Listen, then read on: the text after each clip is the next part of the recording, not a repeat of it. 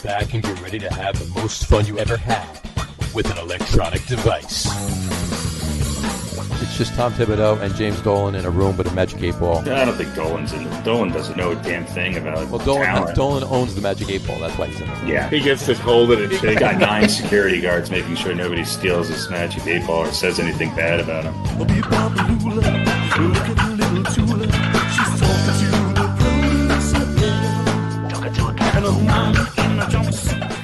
All right, everybody, welcome out to the Logger Room. It is Wednesday, February 10th, 2021. Jersey Johnny coming at you. With me, as always, are none other than Mr. RadioPete, Mr. Harry Lug Nutz. Say hello, guys. Howdy. Hello, guys. I also want to say happy birthday to my sister Maria, who's Happy birthday, Maria. Happy slightly birthday, older Maria. than me today. Slightly older than you. So Nice. she's 24 now? Yeah, sure. 27, come on. 27, all right. What's a couple of years between friends? Happy birthday, Maria. How's everybody doing today? How you doing?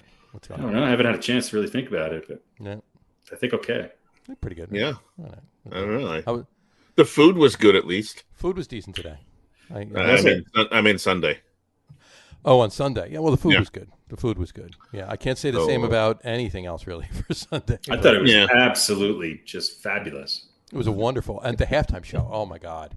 Well, yeah. Well, hey, finally, ever beat that? Somebody in the NFL knows how to wear a face mask. They weren't wearing chin diapers. They were wearing face pampers. They were wearing jock straps. They were wearing muggies. That should be the standard mask, I think, forever. I think it should. Jock strap. No, yeah. Yeah, That's, it works. that's right. Well, apparently it did. And that might be why they had to put them on. Because maybe it was part garment, part safety precaution. Well, I think when the weekend Well, they had to wait till halftime because the players had to take them off.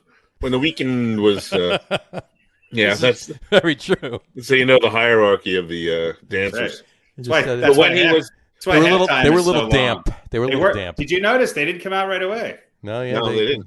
Yeah. When he was singing "I Can't Feel My Face," he wanted the dancers to really know what he meant. I This is couldn't listen to him, but he's like a bad Bruno Mars impersonator who looks like Zeke Elliott. Please. Bruno Mars blows him away. That's what I mean. I said he's a bad Bruno Mars Very, very, impersonator. very bad Bruno Mars. Yeah, I don't think he got a lot of good press for that. No. But I'll tell you what, I was not impressed necessarily by his performance. It was okay. I don't know much about his music anyway. Getting lost in the maze I thought was fun, and the face diapers was interesting. But it was kind of nice to just sort of see, for the most part, a kind of straightforward musical performance. Was it? Yeah, more or less. I mean, there's always going to be dancers around and stuff, but I think it was just to kind of have somebody come out and perform their music, and okay, yay, halftime, yay. That's it. It didn't really need to be anything. I don't know. Maybe there were statements being made. Your I ideas didn't are get straightforward and mine are very different. Well, it wasn't Straightforward. It wasn't 2 guitars and a bass and a drummer and a singer on stage, but it was just kind of a musical performance. I mean, again, getting There was lost no in other. the- There was no other.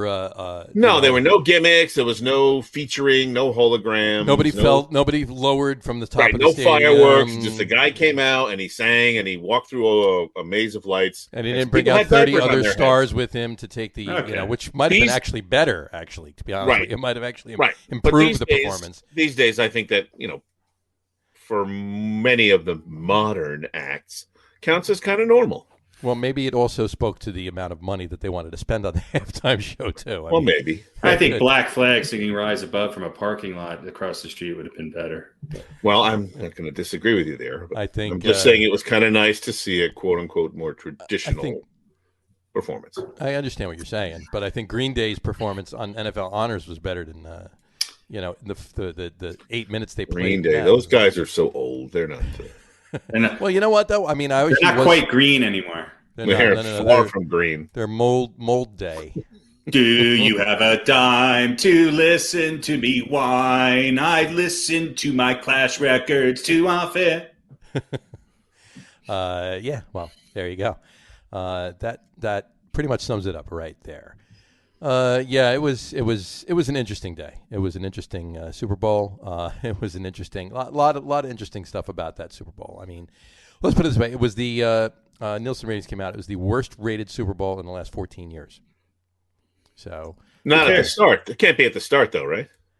I guess they don't. I don't know how they did the. They just have a total number. I'm not sure the total number. Yeah, exactly. I would imagine there were a lot of people watching at the beginning, probably, and then turned maybe it off. Not about so halfway many through at the end. Yeah, I thought it was great watching a team just run the ball at the end of the game and just watching an offensive line just dominate another team that's supposedly going to be the next dynasty. And watching a 43-year-old man win his 7th Super Bowl was absolutely delightful. Yeah. I'll say this. I was going to put, but toying with the idea of putting the Tampa Bay defense on our list, our top 10 list this week. They played great. And so did their offensive line. However, as great as they played, I couldn't take away the fact that no one on the Kansas City Chiefs could seem to catch the ball. No. And Mahomes was an absolute, to quote some of the Tampa Bay receivers, magician, and really didn't get a lot of help in a number of ways from his team. Don't want to take anything away from Tampa Bay. It's a team sport. It's a team sport. This is what I hear all the time. When Brady wins, it's a team sport. It's a system. It's Belichick. No. I'm just saying. When Mahomes loses, he's the most magical player on the planet. He did everybody else on that field that no one else could probably do. Let's be realistic. Tell me the other quarterback in the league that's going to throw a pass 30 yards on a dart sideways while he's sideways. Let's pull that up. For 1 second, let's pull it up. Here. There. Look at that. I'm just saying he didn't get much help. Look at that. I don't think here's another view if you can't tell from there. I don't think they would have won anyway, but he didn't get much help. It wasn't just – look, this is a team that everybody was ready, if they won, to put in one of the best teams of all time. This is a team that won 16 games. So – you have to give Tampa Bay some credit. I give Tampa Bay defense. I give the Tampa Bay defense and Todd Bowles all the credit in the world for that scheme they came up with. And Tampa Bay's offense came out and dominated and took over the game. And there were two old guys that executed really fucking well to give them the lead. But let me ask you this though. Let me ask you this for 1 second. You know how well the Kansas City Chiefs offensive line played on Sunday night, right? And how good, and also how well the Tampa Bay defensive line. I'm not taking anything away from the Tampa Bay defensive line. Not at all. Please make no mistake. I'm not doing. That's not what I'm talking about. But what I'm talking about is, and I've had this discussion with several people, and we've talked about it too. The bottom line is, Patrick Mahomes had almost, like literally just a couple shy, almost 500 yards worth of scrambling on Sunday night. Not running. Not rushing. He did running around in the back. He did the same thing that Aaron Rodgers has been doing, minus this past season for the past 4 seasons. Almost every single play. I'm not taking anything away from these guys, but in almost every single play, Shaq Barrett and Ndamukong Suh and JPP were in the backfield chasing 26 out of 54 or 56 or whatever it was. Yeah, chasing. Dropbacks, he was pressured. It's the same thing when the Giants beat the Patriots. They pressured Brady. It's the same. Well, that's how you beat Brady. You punch him in the mouth. How you beat Mahomes too.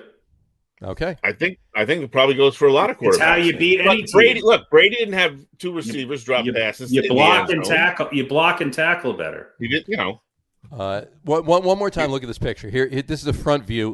I get it. Right? I get it. But look at the other end of this. Ready? This is after it hit him in the face mask. I'm just saying he didn't. And he's in the end zone. He didn't have a lot of help. He didn't catch that ball. Tampa Bay did a great job. And that wasn't the only ball that hit a face mask and fell off. No. There were several of them. And of course, we're used to watching NFL players get hit in the face mask and drop the ball. We watch the Giants and Jets predominantly. Are we really comparing the Giants and the Jets? No, but I'm just saying.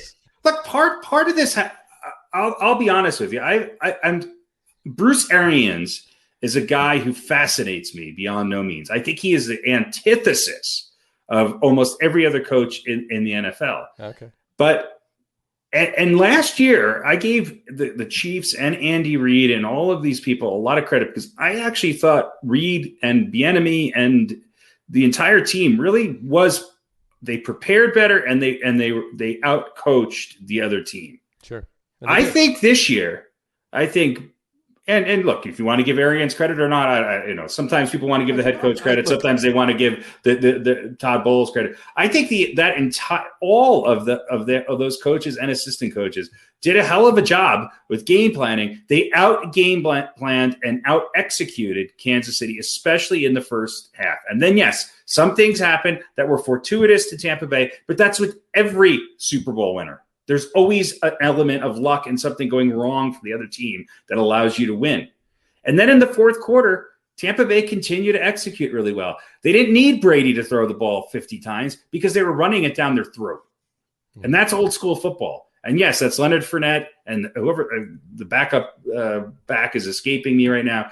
But that offensive line for Tampa Bay, as much as the defense of Tampa Bay is to obviously be heralded for their performance, that offensive line of Tampa Bay, and you could see it at the end of the game, they dominated Kansas City. They dominated them. They did. And they kept the ball out of Mahomes' hand as much as they could. Patrick Mahomes is the best quarterback in the NFL. If you're starting a team right now and you don't take Patrick Mahomes, you're an idiot. But it's a team sport. Right. Patrick Mahomes also has the most talent around him on an offense. And that talent let him down. It did. And the other so-called washed up talent, the talent that was a nuisance, the talent that was a distraction, the talent that was no good, the talent that was a cancer. One of them caught 2 touchdown passes and the other one caught the other touchdown pass. And Leonard Fournette, who was given up for, had a hell of a game. Again, though, they executed really well. And it all comes down. I'll say this. Defense does win you championships. That's a cliche that says a lot. But what the reverse of that is that if you look at almost any Super Bowl, the team whose offensive line executes better than the other typically wins. And Tampa Bay won on the offensive line in that game. Of course it did. Well, because, look, Kansas City had neither of their starting offensive ends. Well, they had a tackle playing out of position. Here's my point, though, with all this. Their offensive line was a mismatch. Their offensive line was hurt in the beginning of the season. They were down 3 starters from last year. That was the difference between this year's team and last year's team was the offensive line. One guy was playing out of position because they had one additional injury, but that other mishmashed offensive line won 16 games. But no, because they had their starting left tackle until the AFC one guy. Well, the most important position on the line, though. Now throw away the accomplishments of. I mean, look, no one is throwing away any. It can't go. It can't go. No, all I'm saying is that Patrick Mahomes didn't have a lot of help. He didn't. He had no. He had no help on the other end of the ball of the game. Neither did Patrick Ewing. This is very true, but he had no help on the other end of the ball, none at all, 0 help on the other end of the ball. He had his head coach calling timeouts right before the end of the first half, giving the Patriots time to set their play. I mean, it's just there were a number of mistakes, whether it be drops, whether it be plays called. The fact that there was 0 adjustment made by Kansas City, none whatsoever. They got out coached. No adjustments had happened. It was ridiculous. They sure did. They sure did. And this is look, Andy. There's been a lot of love for Andy Reid over the last 24 months. Well, he's a lovable guy. And he finally won. He finally got over the hump. But a lot of the things that was the plague of Andy Reid and a criticism of Andy Reid in the past have come back. He's Tampa Bay came out and played an excellent game. Did Kansas City's super talented, super fast, best offense in the history of the NFL have a bad day? Yeah, they did. Yeah. It's the same reason why an undefeated Patriots team could lose to Eli Manning. It's the same reason why a Buffalo don't Bills take anything away from Eli Manning either. A Buffalo Bills team that broke all sorts of record for scoring, couldn't muster up enough to be. There's instances like this where it happens, and if they played 10 times, how many times would Tampa Bay beat them? I don't know. Tampa Bay lost by 3 earlier in the season, and they came back after getting off to the worst start they had all season long. So I don't know. I want to give Tampa Bay credit. I don't want to diminish what Tampa No, Bay. I want to give them credit too. I don't. There's been a lot of talk about them being this incredible, amazing team, and I just think they peaked at the right time. Some of their defensive prowess has to do with the fact that Kansas City couldn't hang on to the ball. They peaked at the right time. They sure did. Yeah. And they could thank the Giants for getting rid of players who they should have held on to add to their defense. I mean, they peaked at the right time. They had a great balance of younger players and veteran players. But this is the formula for look. The last defensive team to dominate a Super Bowl, really dominated, were the Broncos against the Panthers, right? Sure. And Cam Newton that year was unstoppable. There's no way the Broncos can stop this team. We had an aging, decrepit Peyton Manning against this dynamic young quarterback who everybody was saying was the best quarterback in the game, and it was the MVP, I believe, that year. Okay? Yeah, it was. The Broncos had Von Miller in his prime, and they had a balance of veteran players and younger players and they peaked at the right time. Well, that's what happened. The next year they weren't back, right? Because they didn't hold on to that formula. No. The other thing for Tampa Bay is, and this I think is part of the brilliance of Brady. Just look at the guys that he brought in. Mm-hmm. He brought in Gronk, he brought in Leonard Fournette, and he got AB there. Yeah, and let's point this out. Those were the only guys that scored on Sunday night. I just want to point that out. The four of them were responsible for the scoring. Other than suck up, I know they were responsible for the scoring. What were Gronk's final numbers? I know he had more than 3 catches, but yeah, I know he had more than 3 catches for 31 yards, but 60 or 80 yards, something like that. He didn't come close to 100, but it was 60 or 80 yards. Yeah. But he did get the 2 touchdowns. I predict. It's the same reason why you bring in an Andre Iguodala. He's not going to blow you away in the regular season, but he's going to show up in big playoff games. Yeah. This is Brady. Brady's no idiot. Bruce Arians said it. He wasn't just a starting quarterback this year. He was an assistant coach. Yep. And he said he did give up some control. Yeah. And the fact that he could bring Gronk, who, let's face it, Gronk's really lovable, but Gronk had no interest in playing. And if Gronk stayed healthy, he could, arguably, and he still is in the conversation for the best tight ends of all time. But Gronk paced himself during the regular season and had 3 or 4 of the best routes I've ever seen him run in the Super Bowl. He was finally healthy for a Super Bowl, at least somewhat healthy. And Brady knew exactly how to exploit that. And the same thing with AB. Look, Antonio Brown is, by all accounts, not the easiest person to accommodate. But somehow Brady convinced him not only to come to the Patriots, but then to follow him here to Tampa Bay, be patient, allow for him to be able to be accepted into the system. And then, on the biggest stage, he had somebody to throw the ball to. Yeah, you really didn't hear a peep out of AB during the regular season, Gronkowski had 6 receptions for 67 yards and 2 TDs. 2 touchdowns. And what was the final point total? For the game, 40? Yes. And how many did the Knicks score in the first half of that game? 59. 59, yeah. It's incredible. I should have gone to Vegas. You should have. Did Travis Kelce have more than 100 yards? What was it? Yes, he might have. He did. Yeah. Did he? 10 receptions for 133 yards. Yeah. So just none of them got into the end zone. That was the only problem. Right. Yeah. Well, and he was He was the only one that was catching the ball. That's why he had 130. He was the only one that was catching, and he was the only one that was open a lot of the time. Right. They made sure that Tyreek Hill. What were Hill's numbers? I think Hill had negative 20 yards, and I think he owes the NFL a touchdown. Look, here's actual numbers from what Tampa Bay's defense did. Tyreek Hill had.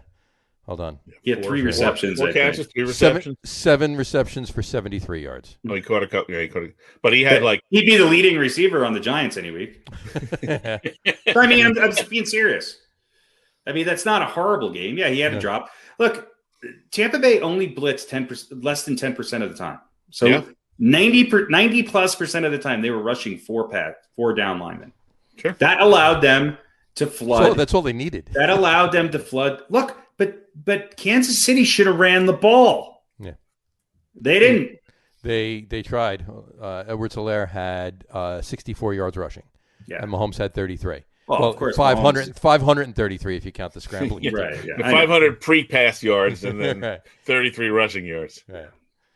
I can't. Never mind. Look, Tampa Bay played an amazing game. They did. Quite frankly, they played an amazing game on defense. I mean, they did what they had to do on offense, and it got them 31 points.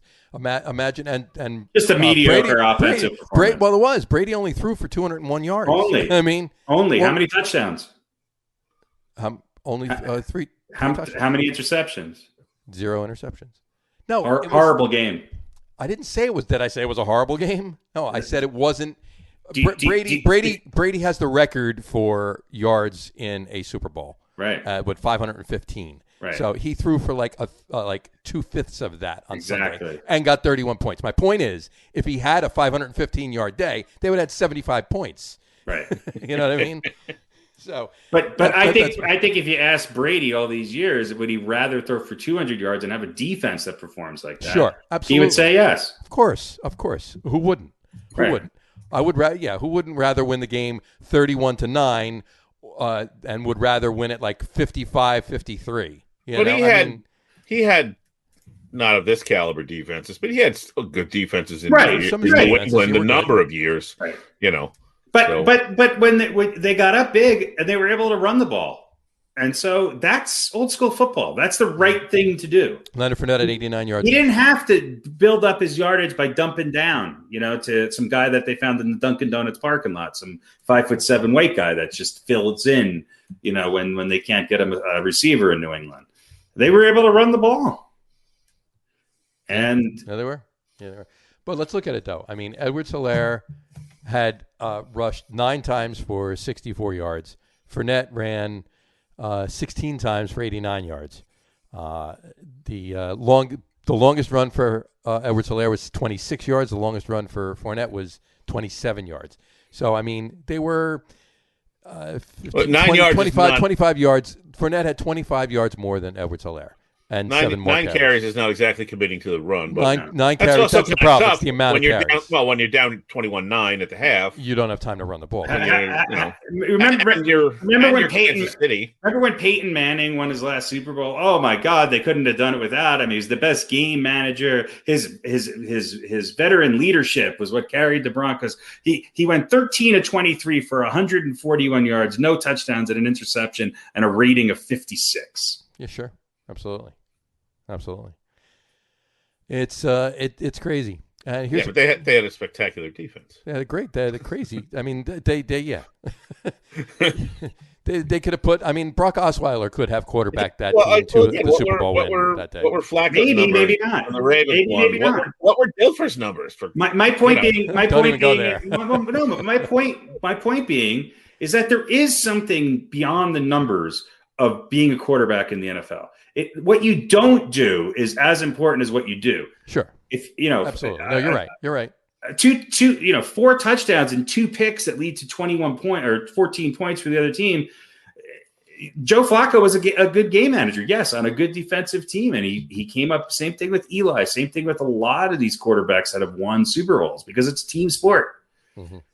So I'm not diminishing what the offense did the right thing and the defense did the right thing. I actually don't think the Broncos would have won without Manning on the Super Bowl without Manning on that team because there were the intangibles that he brought to it.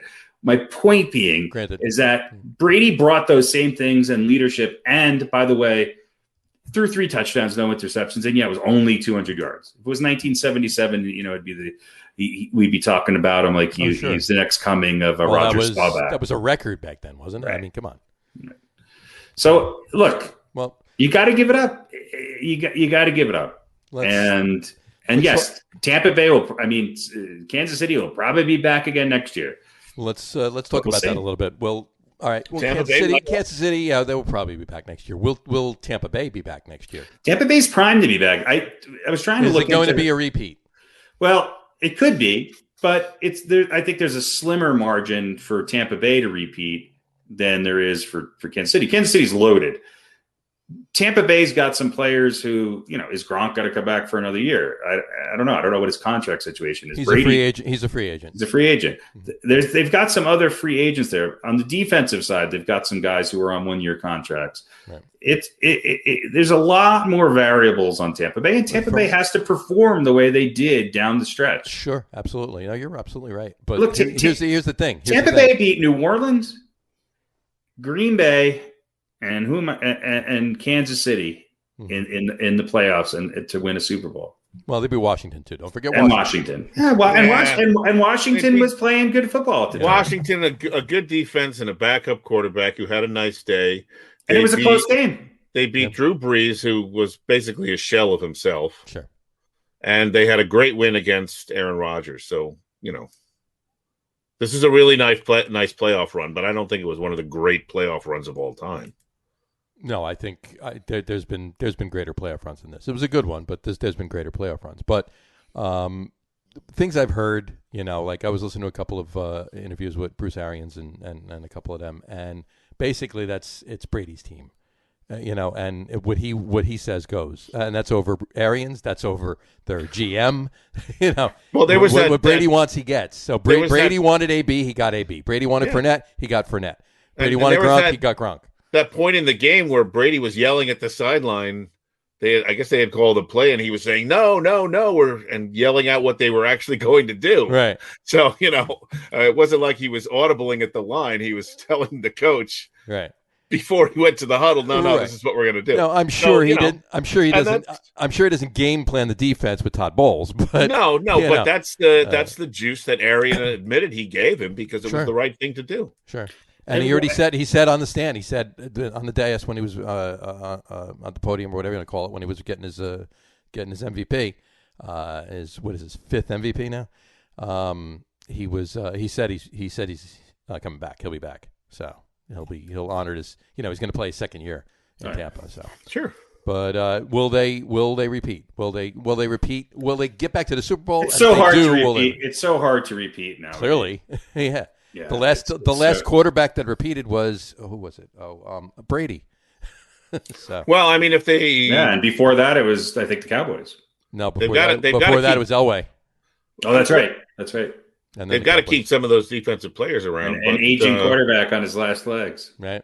But who are they going to have to beat next year? Probably Mahomes. Or actually, probably Josh. No, I mean to get back to the Super Bowl. Oh, you mean throughout the? It depends.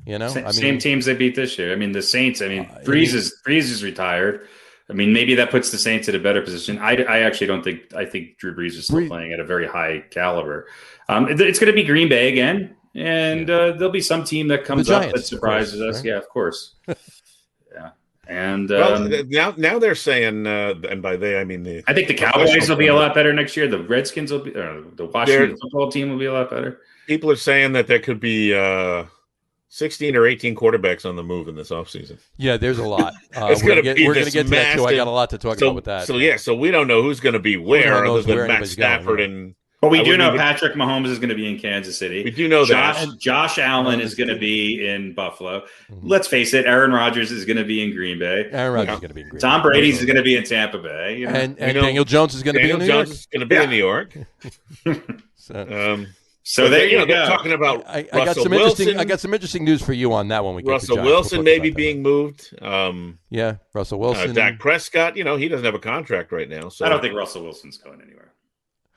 Well, he's the reports are that he's beyond frustrated, and that word is in there, beyond frustrated. So, I don't know whether that's anything that can be worked out or what. I'm sure it can be. You would imagine that Pete Carroll will try, but he wants to play in a garbage fill. Come on over.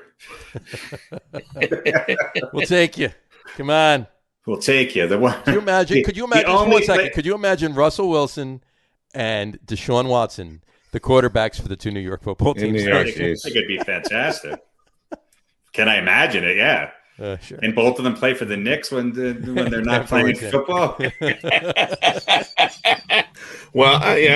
do have some Knicks news. I don't know if it's good Knicks news. I think it's good Knicks news, but I don't know. I'm indifferent. We'll talk about that. Yeah, a couple other things on the Super Bowl, really quick. There was a report Obviously, well, first of all, kudos to Tampa, also the first team to play and win in their home stadium. So, but yeah. There was a couple of reports, obviously, and we're not going to get into this because we've already debated what we all feel happened. But a couple of those calls in the second quarter specifically, there was what was his name? Hold on, Terry. It's the ref report. Yeah, the ref report. Yeah, Terry McCauley. He's a veteran NFL referee. He serves as the NBC's officiating advisor on Sunday Night Football. He tweeted immediately. He said, "Neither defensive hold call on Kansas City in the second quarter comes close to the standard we saw the entire season for that call, and certainly not what we saw in the Tampa Bay Green Bay game." It's all rigged. It's all rigged. I didn't say that. I'm just telling you. Ball was deflated. The refs are on Brady's side. Well, listen, it's just another reason why Tampa Bay won. Yep. Not because they were good, just because. Look, it's another. Look, those are the most obvious plays. I saw 17 holding calls. Literally on Kansas City that could have been called because they were desperate and they were grabbing and dragging people to the ground when Mahomes was being chased around. Mm-hmm. So there's a lot of things, woulda, coulda, shoulda. Sure. Kansas City got their ass fucking beat. Give the greatest football player of all time some credit and let's move on. On that note, there has been a question now out there. Okay, yeah, he's the greatest quarterback of all time. Then he became the greatest football player of all time. He's the greatest system quarterback. Is he the greatest system? Yeah, he just whatever system he brings, it seems to win. Hold on. Now people are saying, is he the greatest athlete of all time? Yeah. Well, I mean, that's so hard. You can't say. I don't Jesse. I mean, where do people like Jesse Owens come into play? Where does Muhammad Ali or some of the greatest boxers of all time? I mean, we're always debating this with the big three. You can't even do that. I don't cross sports and everything. Where does Gretzky, Bobby Orr? Well, how do you put like Tom Brady? Let's say against Lawrence Taylor. Serena Williams. Right. I would argue Serena Wayne Williams. Gretzky. Jesse Owens. Jim Thorpe. Thorpe. How do you put those people even in the same category? It's stupid to argue. You can't. You realize you do have two New York Giants in that statement right there. Yeah. Well, trying to keep the show local. Lawrence Taylor and Jim Thorpe, so Yeah. But in any event. Stick Carl Lewis in there, too. Because here's the argument. And Joe Lewis. If you're looking at championships in team sports, then you have to look at somebody like a Yogi Berra or a Bill Russell. Absolutely. Or I'm drawing a blank on the guy who played most of the Canadian championships. You have to look at, then you look at guys that have won that are right behind Brady. Doug Flutie. Right. Yeah, Doug Flutie. I mean, if you're basing it on height, then he's the most accomplished, other than Nadia Comaneci. Right, exactly. And Muggsy Bogues. Who is great on the parallel bar. Let's just on that. I mean, it's stupid to argue. Somebody mentioned the Chiefs O-line better be taking Mahomes out to dinner every night for that. But we actually do have a picture of Patrick Mahomes looking at his O-line after the game right there. But now, in any event, what's with the Mater D outfit for the weekend too? He looked like he was like he was like filtering and summoning like half Michael Jackson, half like Mater D at Applebee's. It was Mater Jackson. What he was going for. Yeah, Michael D. Yeah, it's crazy. And there was a couple of tweets that went out. Here we go. Tom Brady had tweeted to his father. He says, "Just want to say thanks to my dad for always believing in me. I wouldn't be here without him. Love you." And then his father tweeted back, Eli Manning, "You're welcome, son. I love you too." So, but I thought that was rather funny. Good. I did not make that. That was out there. I pulled that up for you. But I thought that was a little humorous. And then this one, just around the. It's like Cher thanking Jimmy Page. Right. Why not? I'd actually like to see that, to be honest with you. Yeah. Then there was this one too. These two guys, they're calling them heroes because without them, Tom would have 10 rings. Yeah. So this is true. But anyway, bringing it to a screeching halt. It was an interesting game. It was a little on the boring side because you want to see a good game, right? I mean, yeah, Tampa, kudos to the defense, kudos to Brady, kudos to everybody. They won the game. Yes, they won the game. not going to sit here and tell conspiracy and any of this crap, but they won the game. Kudos to them. But you want to see a good game, right? You want to see a competitive game. You know, maybe the beginning to the middle of the fourth quarter, let it become, okay, it's obvious then this team is going to win. Maybe there'll be a little bit of a comeback, whatever. But you want to see good football. You don't want to see what we saw, you know, unless you are a Tom Brady or a Tampa Bay Buccaneers fan. You know, obviously as one-sided that way, but just as a football fan and not having your own, you know, dog in the show, you want to see a good football game, and it really wasn't. It really wasn't from the beginning of the game. And the halftime show didn't help either, but we talked about that already. But the food was good. And the commercials were some of them were okay.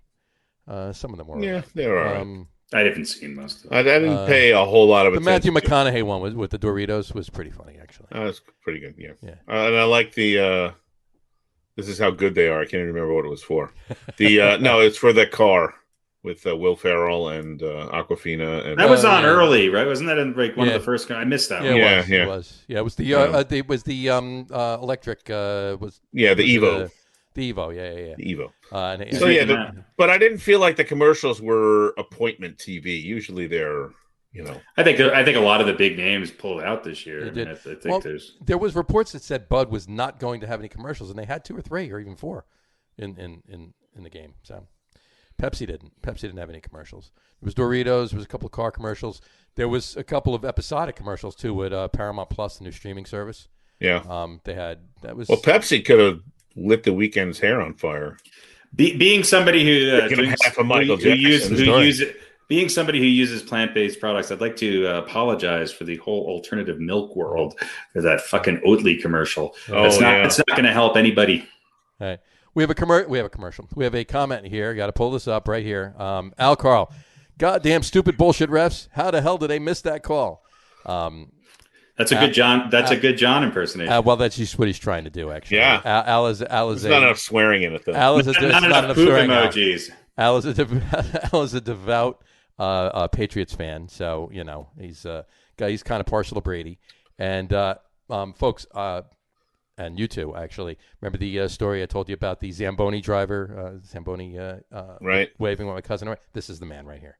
Okay. Right here, Al. That's the good job, Al Carl, right there. Al, nice job. A couple of more, poop emojis and a few other and four-letter words. A couple of more other poop emojis, and you'd be right there, man. Right there with me. Yeah, there you go.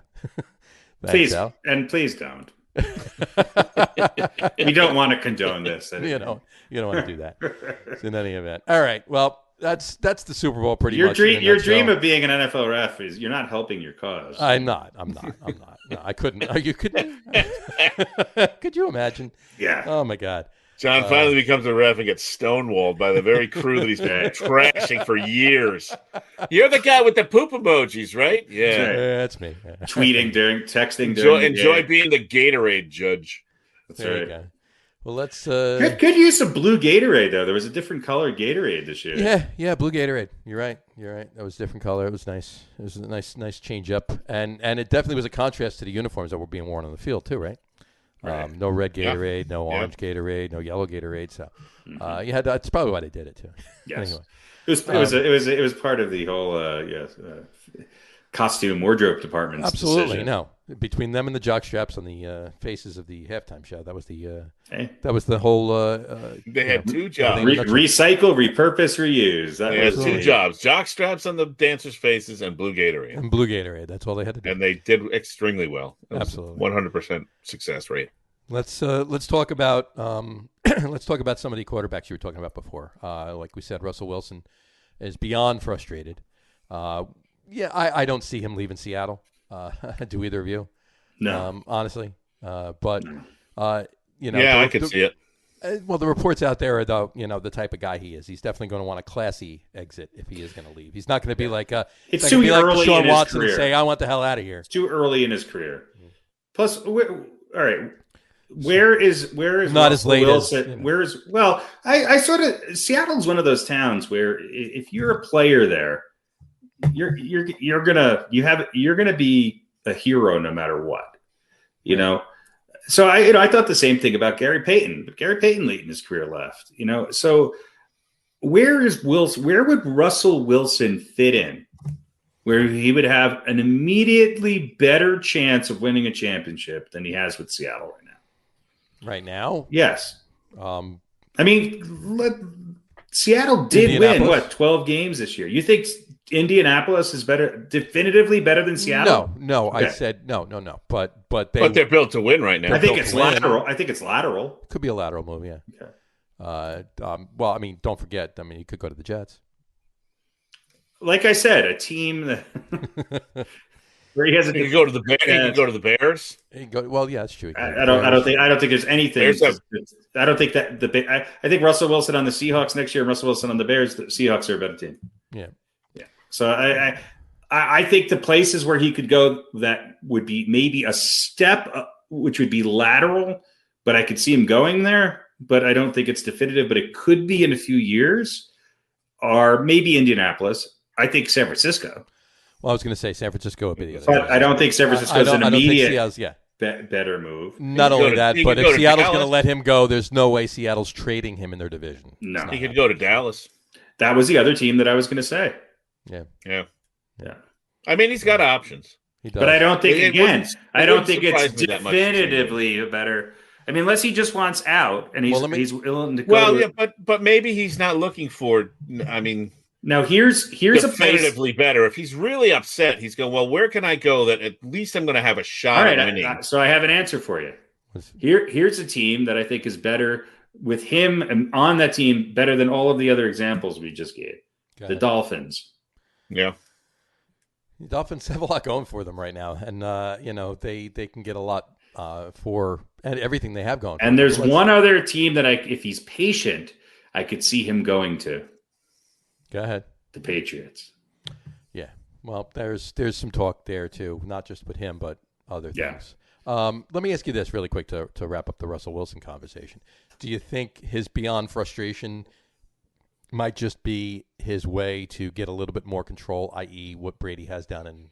Yeah, he wants to speak. He wants to speak up, and he wants to. He doesn't want to be forgotten. Wants his voice heard, and yeah. He just signed a huge contract. Oh yeah, it was huge a couple of years ago. Yeah. Yeah, I mean, he tweeted with the stupid tweet with him and his wife in bed. I mean, at some point, we have to get back to the reality that you make a decision, you sign with the team. At some point, you have to at least come close to honoring that. That contract. Yeah, I don't understand what all these football players are doing. I mean, because it's turning into the NBA. Look at what the NBA does. I mean, they stay with their teams. They're the NBA doesn't. That's called sarcasm. Yeah. He could go to he could join he could go to Vegas too. He could go to the Brooklyn Nets. Russell Wilson on the Raiders. Makes them a much better team. He makes everybody a much better team. He makes any team he goes to. But he doesn't. But there's no team that except for maybe Kansas City. Well, he's not going there. Yeah. And the only other team if Rodgers is really serious. I mean, the one interesting trade, if you flip flop them, that would be interesting. Wilson and Rodgers. Sure, flip them. That would be interesting. It would be very, very much would be interesting. Let's back up without getting into the other stuff now, or it'd be hard to without jumping into the Jets really quick. The Jets, no new news on the whole Watson trade front. There's no new news with him at all. At all, and it's been quiet right now, but. They're talking about Darnold, and not so much what they want to do as far as keeping him, but if they were to what they want, right? What they if they were to whether Watson happens or not, if they're going to take Justin Fields or Zach Wilson, that's the big thing. At two, there's a lot of chatter about Wilson going with the second pick. Absolutely, starting to sound almost like a foregone conclusion that Bradford Darnold is gone. Bradford Darnold is gone now. Where is he going is the question. The 49ers are actually they're very high on Watson, who wouldn't be, but they're actually high on Sam Darnold, the 49ers. They're making calls and looking. And as far as the 49ers go, obviously they want to move Garoppolo. If that were the case, they'd want to move Garoppolo. And wouldn't it be interesting if he winds up back on the Pats? I think that ship has sailed. I think it has too. But the Patriots they might be looking into Marcus Mariota. Well, but the word was at the time that Belichick liked Garoppolo, and it was Brady that wanted to get rid of him. So he didn't. Yeah, Brady didn't. Maybe want Garoppolo Belichick there. welcomes him back. Maybe, because I think you'll see the Patriots draft a quarterback in the first round this year for the first time. I think they'll take somebody. Yeah, of course. They'll take a quarter, and so maybe Garoppolo's there. See what happens. But I think you're going to see the Patriots not only draft a quarterback. I think you're going to see them go after a veteran quarterback. Maybe Garoppolo is the fit. I think Belichick realizes that maybe he needs somebody a little different than Garoppolo with the way in which their offense or lack thereof is constructed right now. Well, that's why there's chatter out there that they might be looking at Mariota too. The Patriots have the 15th pick, so I don't know how many of the quarterbacks are going to be left at 15. But trading up, Mike. They seem to be able to find some diamonds in the rough in the later rounds. Well, yeah, that's what I mean. They might not even look for a first. They should wait till the quarterback. the 6th round to get the quarterback. 199 or something like that. Whoever's there, just if it's a quarterback, take them. That's right. Is there a quarterback from Michigan coming out this year? Playing 10 strike twice. A backup from Michigan. Playing 10 Super Bowls, and 90% of the world will hate him. But in any event, proof positive that the world hates a dynasty. Exactly. Even if it's one player. One player. Yeah. And whatchamacallit, then there's also Carson Wentz too. I don't think you'll see him on the Pats. But I also think the 49ers are high on Wentz. Yeah, well, right now, I mean, the Bears are talking to the. I think the 49ers are smoking some LSD or something. Angel dust out there. The Bears are talking to the Eagles. I mean, doesn't that make all the sense in the world? Could you imagine with Carson Wentz and his backup Nick Foles on the Bears?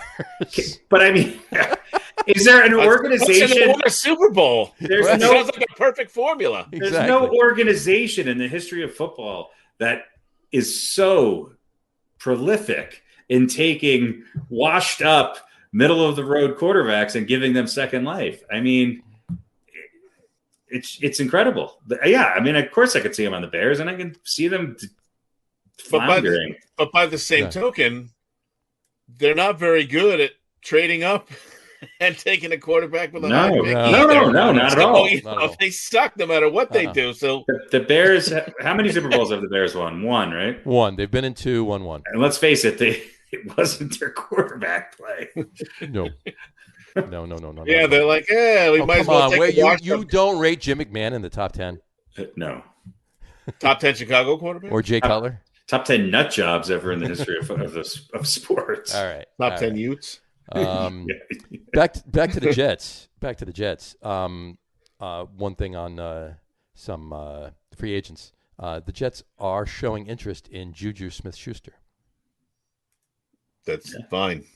You okay with that? Yeah. Yeah, well, I think they're going to probably I think it's Perriman as a free agent.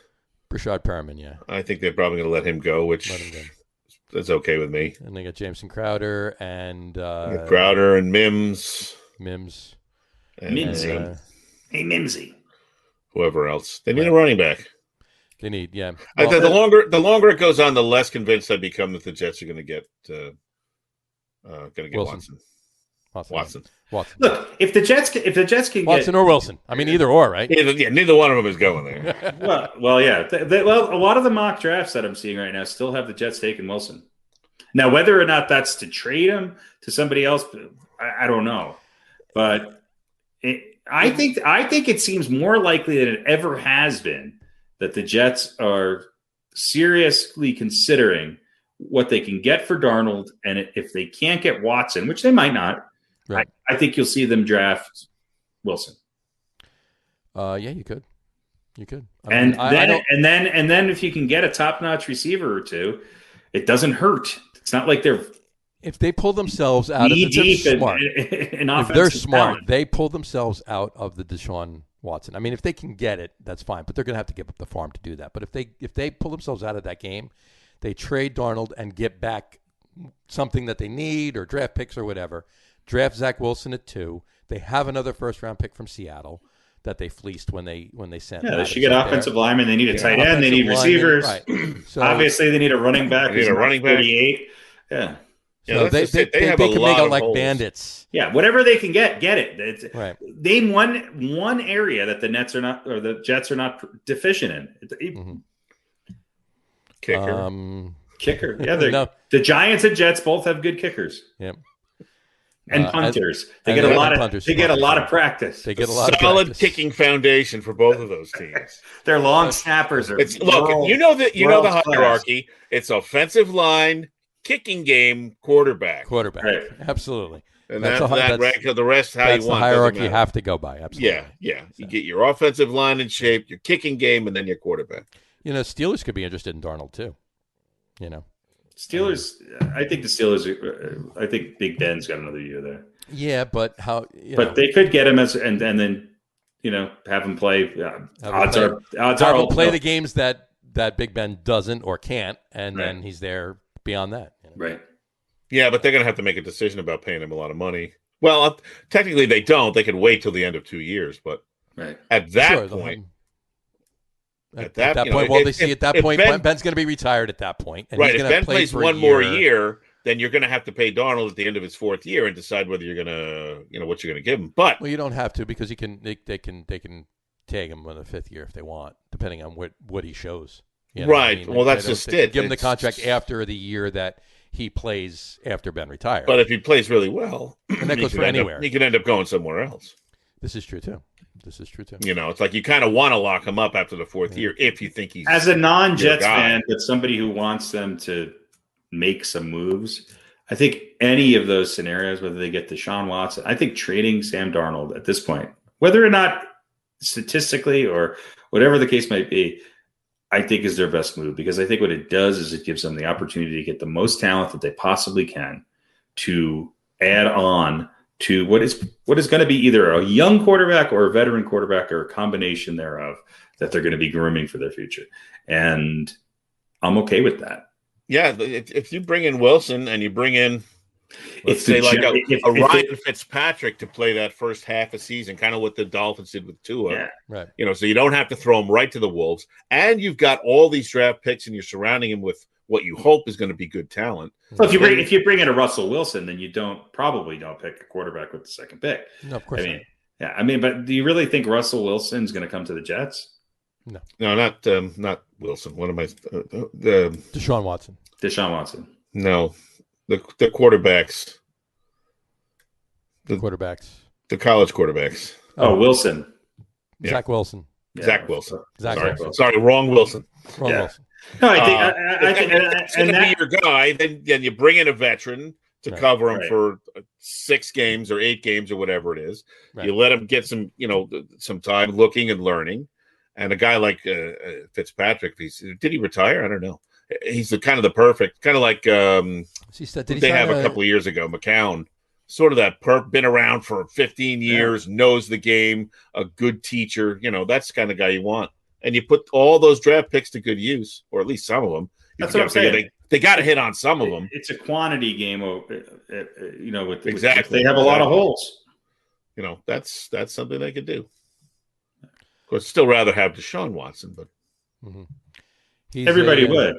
Yeah, but But if you can get Juju Smith-Schuster, an offensive lineman, and a running back or a defensive edge rusher in the draft, along with Zach Wilson, that's a big improvement to cumulatively to what the Jets have right now. Could end up having a very successful.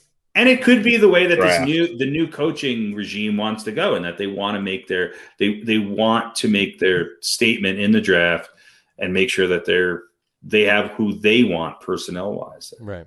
We'll see. Fitzpatrick is an unrestricted free agent, by the way. He'll be playing. I think he's played on 7 teams.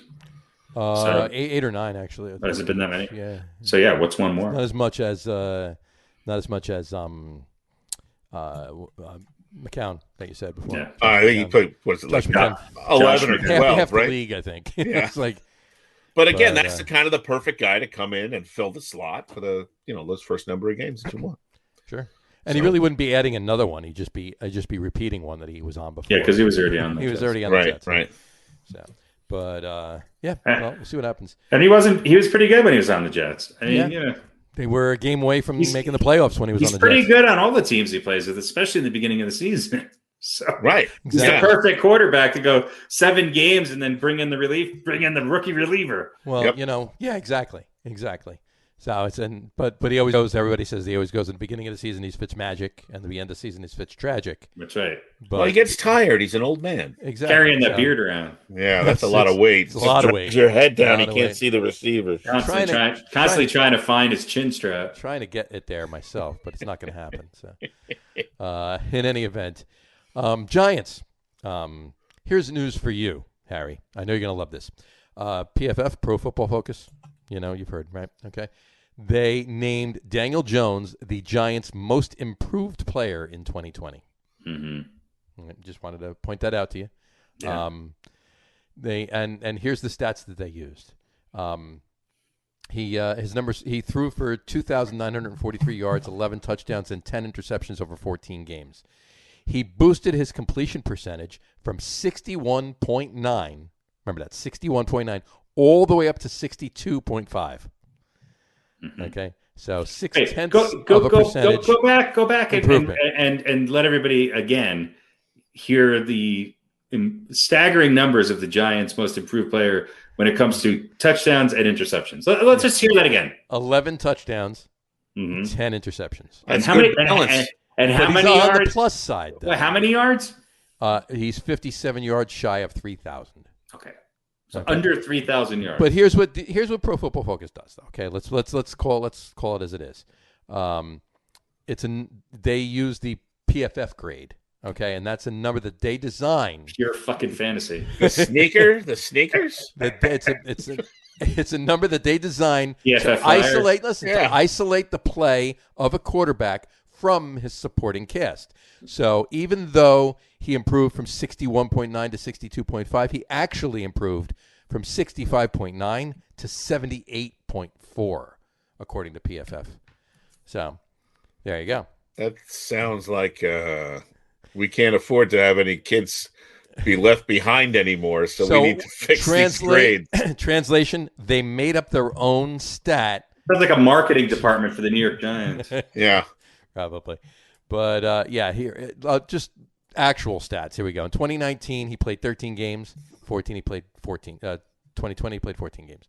His quarterback rating his first year in 2019 was 87.7. This past year was 80.4. So he went very down. good. 80, that's a B. Okay, right.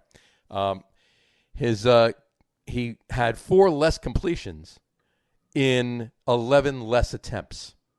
So his completion percentage is a little bit better. 61.9 to 62.5. And he didn't have to throw the ball as much because he was throwing it better. I'm going to put the spin on all of these. He threw 84 yards less.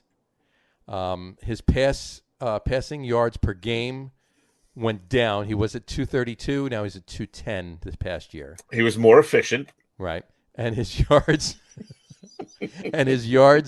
per attempt were identical, 6.6. Consistency. Right, exactly. Now, increased efficiency. However, touchdowns to interceptions, 11 to 10, and touchdowns to interceptions his first year in one less game, 24 to 12. Okay, so and he was sacked 7 more times for about the same amount of yards lost. Definitely improved. So he made the most out of the opportunity, the less number of opportunities that he had. So it makes absolutely no sense because his numbers were pretty much better all around his first year than his second year. Yeah. And Pro Football Focus has him improved. Pro Football Focus is... Unless everybody else is that much worse. Well, I think that's what they're saying. Yeah. Daniel Jones was better, but everyone else was worse. Exactly. Well, Daniel Jones wasn't better. He was actually worse, but everybody else was more worse. So he's the best. Right. So therefore, by comparison, he was better. What's the one rating that everybody uses to analyze quarterbacks? The QBR. Okay. QBR. So how many starting quarterbacks are there in the NFL? 32. Okay. So Daniel Jones is number 20 in QBR. Okay. Guess who is number 1 and number 2? Deshaun Watson and Russell Wilson. No. Aaron Rodgers and Patrick Mahomes. Guess who is number 3? Tom Brady. Josh Allen. But then here's where everything becomes weird. I mean, Ryan Tannehill was number 4. Ryan Fitzpatrick was number 5. Wow. Drew Brees, the guy who we just said was the shell of himself, was number 6. Lamar Jackson. Game he was. Lamar Jackson was number 7. Russell Wilson was number 8. Tom Brady was number.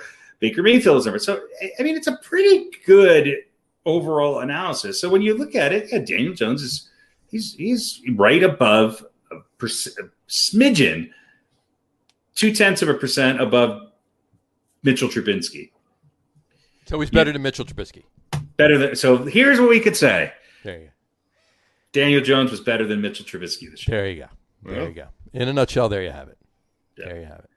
I mean, he was better than Tua by this. He was better than Drew Lock. So he was better than rookie quarterbacks. Right. He was better than Joe Burrow and Jared Goff and Ben Roethlisberger. How about Bradford Darnold? Bradford Darnold. Guess who is number 33 on this list of 33? Sam Darnold. Yes. Sam Darnold. His QBR was 40.1. 40.1 was Sam Bradford Darnold's. So if you could get he had a lot of draft, that number's misleading. Exactly, totally. If you could get it's misleading because he had a lot. If you could get a Wi-Fi router and a third round draft pick for him. I thought you just meant a third string. I thought a third string. Yes. Right. Yeah. The other two. This reminds me of when I play the Tecmo Bowl and I play with the Jets. And after the first couple of games, you can't run. There's no sense in running because the computer will destroy you.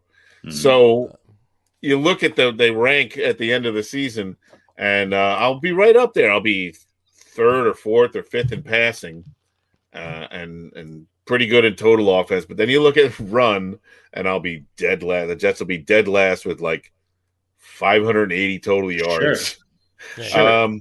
So this is kind of the way it goes. It's a bit of a mirror. He's not good. Let's talk about not just the Giants. Everybody, salary cap looks like it's going to be reduced.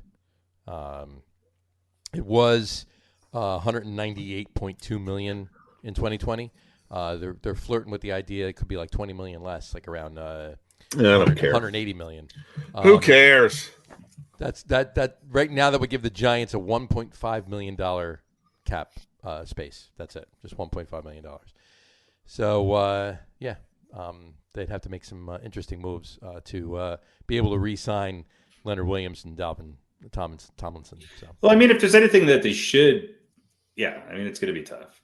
But it's tough. I mean, this is part of why when you see this is also part of what made Brady's contributions to the Bucs so good. Is that he convinced people to come back who were going to be major contributors to play for, let's face it, a little less money and to join a winning team. Did you see what Mike Evans said after the game? No. He wants multiple rings, and he wants them to take some of his money if they need it to keep the team together. I mean, this sounds familiar, right? I mean, you can say what you will about Tom Brady. This has been his formula, and he leads by example. Mm-hmm. And I'm sure it's rubbed off on those guys. Yeah. I mean, it's especially in the NFL, the talent is so diluted that you have to, it's why Kansas City's so good. They have just a plethora of talent. And when you have guys who are MVPs, who are being talked about as the best overall player in the NFL coming in and becoming backup running backs. Right. Exactly. Then that there's something there. That yes, they're buying into it, but it's also contagious.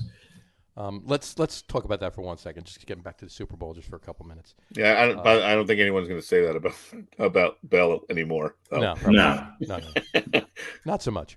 But at least the Jets got the. But I know what you're saying. Yeah, you look at the and those were semi late season moves, and you went, oh my god, now they got the guy that was the offense for Pittsburgh, Right. Yeah. And then they bring in Antonio Brown, and sure, it's crazy. Super Bowl wise, there are 1, 2, 3, 4, 5, 6, 7, 8, 9, 10, 11, 12 teams that have never won a Super Bowl. 4 of them have never been to the Super Bowl, but 12 of them have never won a Super Bowl. There are 6 teams that have won one. There are 5 teams that have won 2. There are 3 teams that have won 3.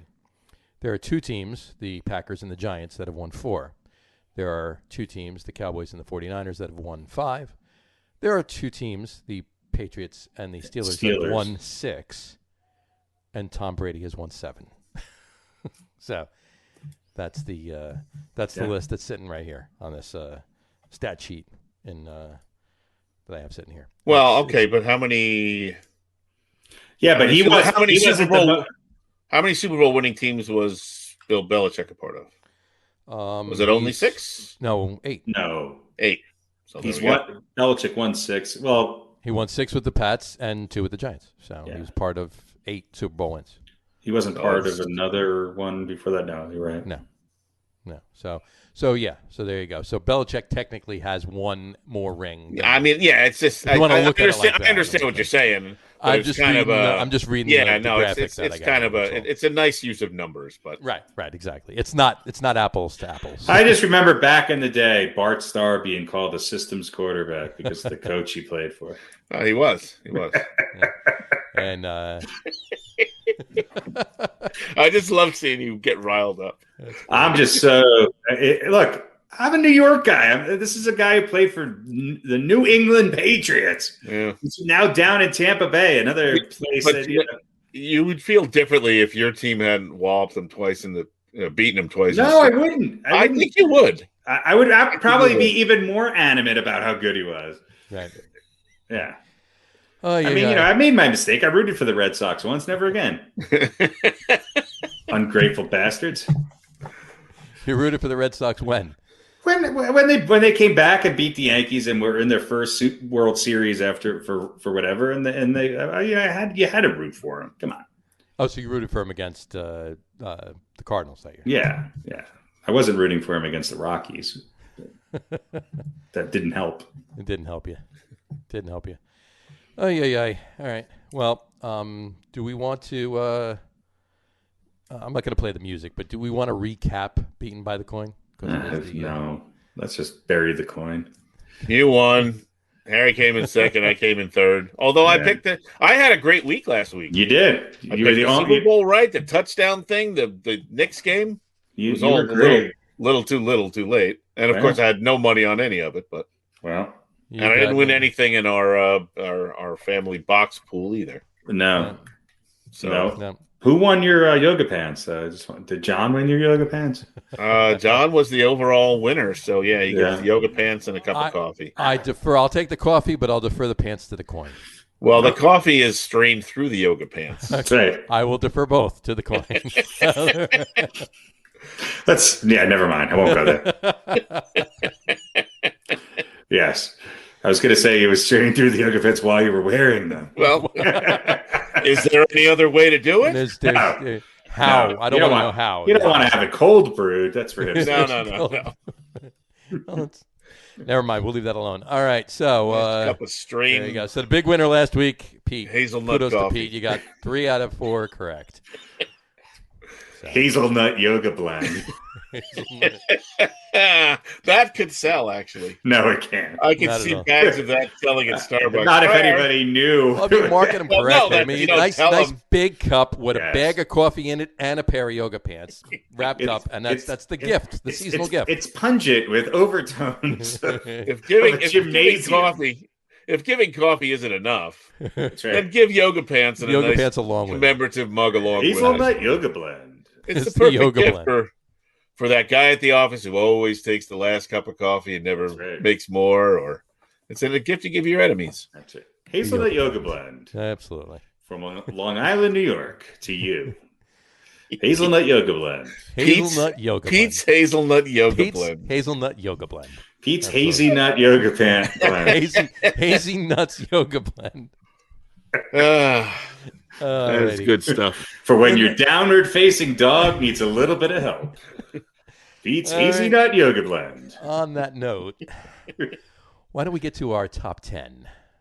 Top 10. Let's do it. Yay. Should we do that? Sure, why not? Why not? This week is going to be the last week. We said last week we were going to do the whatchamacallit, last NFL We top lied. 10 list, but we lied. We're going to do one more tonight. And this week is top 10 individual performances in Super Bowl history. And we're going to kick it off with Mr. Radio Pete. He's going to kick us off with number 10. Why don't you give us number 10, Pete? Well, I don't. This list, we actually don't have any Cowboys No, we don't. to talk about. So much as I would have liked to see Prime in the list, but he never really had a great Super Bowl performance. But one guy that I know you guys will love and do love, and deservedly so, I had him pretty high on my list as well, is Eli Manning, the quarterback of the New York Giants. And this was Super Bowl 42 against, I forget which team it was against. It was the team that never lost a game until they finally lost the game. And let's see, what was he? 19 for 34, 255 yards, a couple of touchdowns. One INT was Eli Manning in this game against the Pats, but he was the man. And if there was ever a game that he played that cemented his reputation for toughness and guts, I don't know what that game was. This was certainly the one that stands out amongst all of it, and he had a number of performances along those lines. But this was the one that stands out and made the Dolphins very happy to boot. So congratulations, Eli. You're number 10 on your jersey and on our list. And number 10 in your number 10 on the list, number 1 in your Is it number 1 in your heart, really? I think he's number 1 in his own. This is true. So, all right. I will take number 9. There we go. Number 9 is going to be Mr. Joe Montana. And Joe Montana I will tell you right now, Joe Montana might appear again in this list, but he's in it on this one in the number 9 spot for Super Bowl. He's Hannah Montana's dad, right? He's Hannah Montana's dad, yes. Super Bowl 19 Joe Montana. Super Bowl 19 Joe Montana. They beat the Dolphins in that game, did they not? Yeah, they did. So yes, you could see a dolphin right there. It's Flipper. He completed 24 of 35 passes for breaking the Super Bowl record of 318 yards set by Terry Bradshaw in Super Bowl 12. But he rushed for 59 yards on 5 tries too, another record for a quarterback at the time, anyway. So he's Joe Montana, just amazing quarterback in Super Bowls, and that wasn't Super Bowl 19 was not forsaken on that respect. So there you go, number 9, Joe Montana, Super Bowl 19. Harry, bring us to number 8. Number 8 is Mr. Lynn Swann in Super Bowl 10. While he only had, I believe, 4 receptions for, let's see here. I'm trying to find my statistics here. Pardon me. I think he had 4 receptions for 100 and something yards and 1 touchdown. But they were all highlight reel catches. And it was just one of those classic games. That's one of them right there. Yeah, between the Steelers and Dallas, which just, at least in my childhood, just seemed to be the 2 teams that were dominating the NFL in that time. But this was part of the Steelers runs where one of the 4 Super Bowls that he won, he was the MVP of the Super Bowl. And just one of the prettiest receivers you'll ever watch run a route, catch a ball, and certainly a performance for the memory books. Sure. Absolutely. Agree with that one. All right. Number 8, Lynn Swann. Pete, bring us to number 7, please. Certainly. I think that game was on our list of greatest Super Bowls too, wasn't it? Yeah, it was a great Super Bowl. That was a great Super Bowl. Number 7 on our list, near and dear to my heart. I don't know. Being a Jets fan, it was tough to be a Raiders fan, but kind of there was a time when everybody was a Raiders fan. You couldn't sort of help it. Sure. And that is Marcus Allen and his performance in Super Bowl 18. 18, yes. And that was a great one against the hated Redskins, I guess it was. Redskins, yeah. Yeah, 191 yards on 20 carries. And he had that great third quarter run where he went left and was stopped, reversed his field, which means he turned around and ran the other way and went 74 yards for a touchdown. And that was, again, that was kind of sealing the deal. And it was just a great year if you were a Raiders fan or someone who hated Washington. And a quick little note about Marcus Allen, who I always felt was well known and respected, but somehow still somewhat underrated player. As far as I know, the only guy to have won the Heisman, NCAA championship, a Super Bowl, and be named NFL MVP and Super Bowl MVP. Don't think there's anyone else who's done all of those things. I don't think there's anybody else who's done all of that. No. Definitely.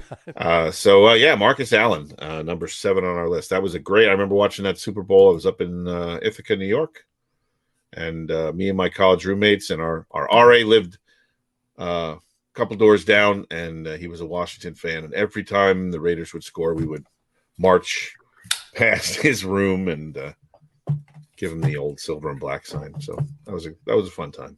I think we were drinking some beer that day too. Probably. Why not? The food was probably not so good. Yeah. Not as good as it has been recently. No, I think we had some wings, and I think we probably had like a Pudgy's sheet pizza, and that was the deal. That's all it took. That's all it took. That was it. A couple of cases, and we were. You didn't need it. You just a slice or two each, and a couple cases. Yeah. But that was a fun day. There you go. Number 7, Marcus Allen. I'll take number 6. Number 6 is Mr. Kurt Warner. Kurt Warner. He was in 3 Super Bowls. This was for his first one, Super Bowl 34. He was also in Super Bowl 36, which he lost to Tom Brady. And he was in Super Bowl 43, which he lost to Ben Roethlisberger. But in any event, at this time, before, I should say, let's go back 4 years. Before Tom Brady and Nick Foles set some records.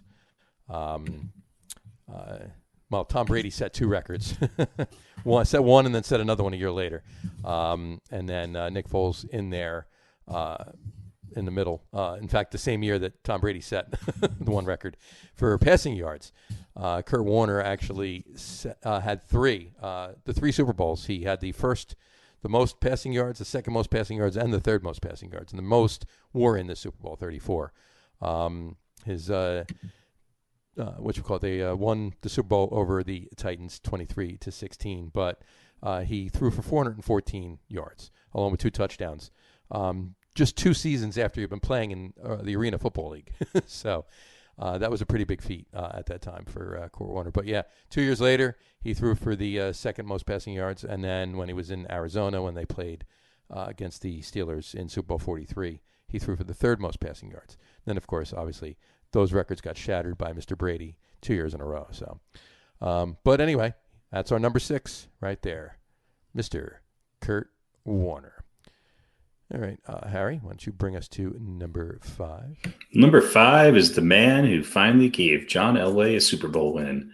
That's right, Terrell Davis. Obviously, the incredible year, and he capped it off with one of the best Super Bowl performances of all time. He had 30 carries, 157 yards, and 3 touchdowns, which is a record he shares with 5 other people. Well, 4 other people, but because Jerry Rice has done that twice. But yeah, Terrell Davis. It was just, he had, I think, 2 of the best back-to-back years I've ever seen by a running back, and he was a big reason why the Broncos won both those Super Bowls. And he's just one of those guys who I just wish he was able to stay healthy, because he could have been on that list of the best running backs of all time. He was that good. He was a standout star, and living here in Denver at the time and watching him play, he was a difference maker on that team. And they just gave him the ball, got out of the way, and he put in one for the record books. So Terrell Davis, old TD, number 5 for Super Bowl 32. There you go. Radio Pete, bring us to number 4, please. Number 4, Terrell Davis, a great system running back. Great system running back. Well, that's what they said about Shanahan. You can plug any running back in there, but Davis was different. He was different than those guys that came after him. I mean, they did have success too, but he was not in any way a system running back. No. All right, number 4 is Monty. That's what I call him, otherwise known as Joe Montana. To his friends, he's known as Monty. Yeah. Well, when me and Monty and Prime hang out, that's what we call him. That's right. And does Jerry come around every now and then too, or it's just you and Monty? To all the people that have that he has a restraining order against, he's known as Monty. Yeah. So that was Joe Montana, of course, of the multiple champion San Francisco 49ers. Is this still the most lopsided game ever? Yes. Yeah. Still the most lopsided Super Bowl. Sorry to do this to you, Harry, but 55-10 over the Denver Broncos, who were that's fine. Harry wasn't in Denver yet by that point. I'm not really a Broncos fan, really, either. But yeah. Well, listen, the good thing, because certainly in this period of this was rough for them. The Broncos were trying not to lose their 4th straight Super Bowl, not 4th straight, but be the second team to lose their 4th Super Bowl and tie the Minnesota Vikings, as well as losing 3 Super Bowls in, I think, 4 years. 4 years, yeah. But look at those classic Broncos uniforms. They're just those were great uniforms. So this was it was pretty ugly. Montana, that was a machine. Montana was an absolute machine. 22 of 29, 297 yards, 5 touchdowns, 75.9% completion percentage, which I believe is still second highest, right? Actually, what did Tom Brady have in this past Super Bowl? Anyway, second, I think. Rushing yards? No, completion percentage. Yeah. Because 75.9 is, I believe, second to Phil Simms in the Super Bowl. So quite a game for Mr. Montana. And I believe it was his 3rd MVP in his 4th Super Bowl. So all around a pretty good day for him. Brady's was 125.8 on Sunday. His quarterback rating? His quarterback rating, yeah. No, I think he was talking about completion rating. Yeah, completion percentage. Oh, okay. I'm sorry. Completion percentage was don't have it on this. Oh, no, don't have it on this one. Sorry. I have to go to another sheet if you really need 75.9 is still pretty good. There you go. I'm sure it is. 3 out of every 4 passes you throw in the Super Bowl is complete. So, he had some pretty nice targets too. So, that was a heck of a performance for. He's a system quarterback. It's a great system, great results. Well, I mean, this was George Seifert's first Super Bowl win as coach. He was a system, which could also have been assistant coach too. Bill Walsh's last Super Bowl. Bill Walsh's last. Yeah. Although Seifert, I think we've said before, he didn't exactly Barry Switzer it. He had a little bit more. He was part of the reason that they were as good as they were. Sure. Yeah. Bill Walsh just turned over the reins. Bill Walsh wasn't fired. Right. And, like Jimmy Johnson was. Yeah, Seifert was part of the architect of those teams. Sure. He wasn't just a guy who came in and went, just do what you did last year. He was the heir apparent, and Bill Walsh was still there. He was still, part of the organization. So, but it was talk about a dynasty. This definitely was one. Yep. And so much so that 5 years apart, 2 different Super Bowls. Our top 10 list, Joe Montana makes 2 of them. So. Yeah. There you go. Number 4, Joe Montana, Super Bowl 24. I'll take number 3. And that's going to be Mr. Phil Simms, with his Super Bowl 21 performance. Let's put his picture up there. There you go. He had a completion percentage of 88%. That is still a Super Bowl record. He went 22 of 25 for 268 yards and 3 touchdowns. He actually also rushed 25 yards on 3 carries too. For everybody, just his all-time. I think that's more rushing yards than he had combined for all the rest of the years he played.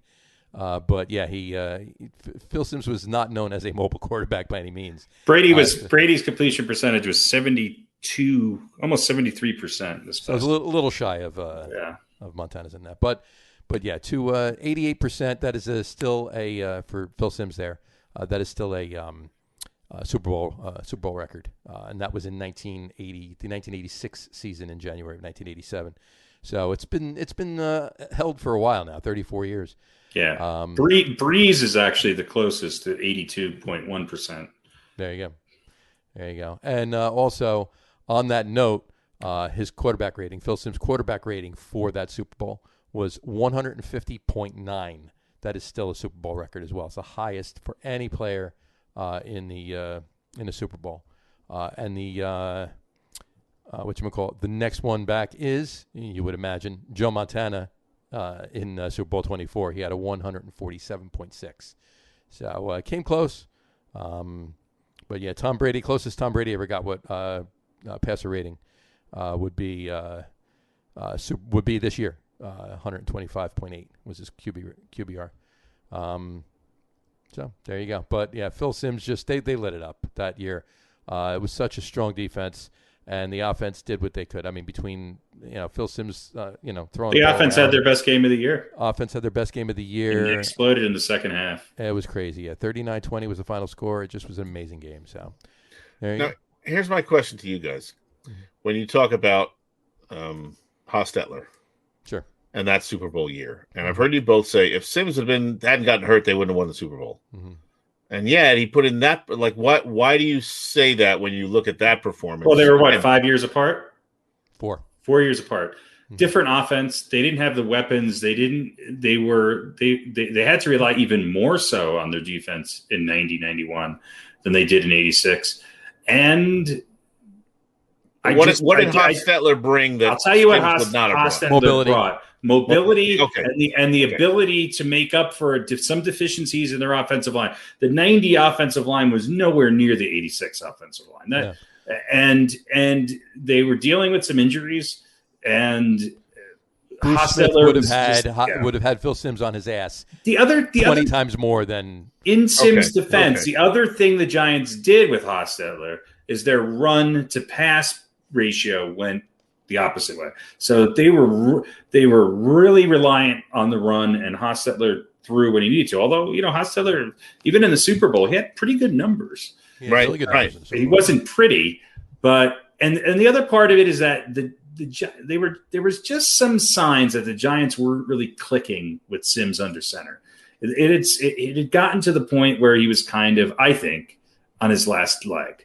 And so Hostetler, because he broke his leg in the Hostetler just sort of gave them, I think, the shot in the arm to be able to play in a much more scrappier way. And number two, I think it sort of was the thing that made the defense stand up and go, you know what, we have to win this. Mm-hmm. Right.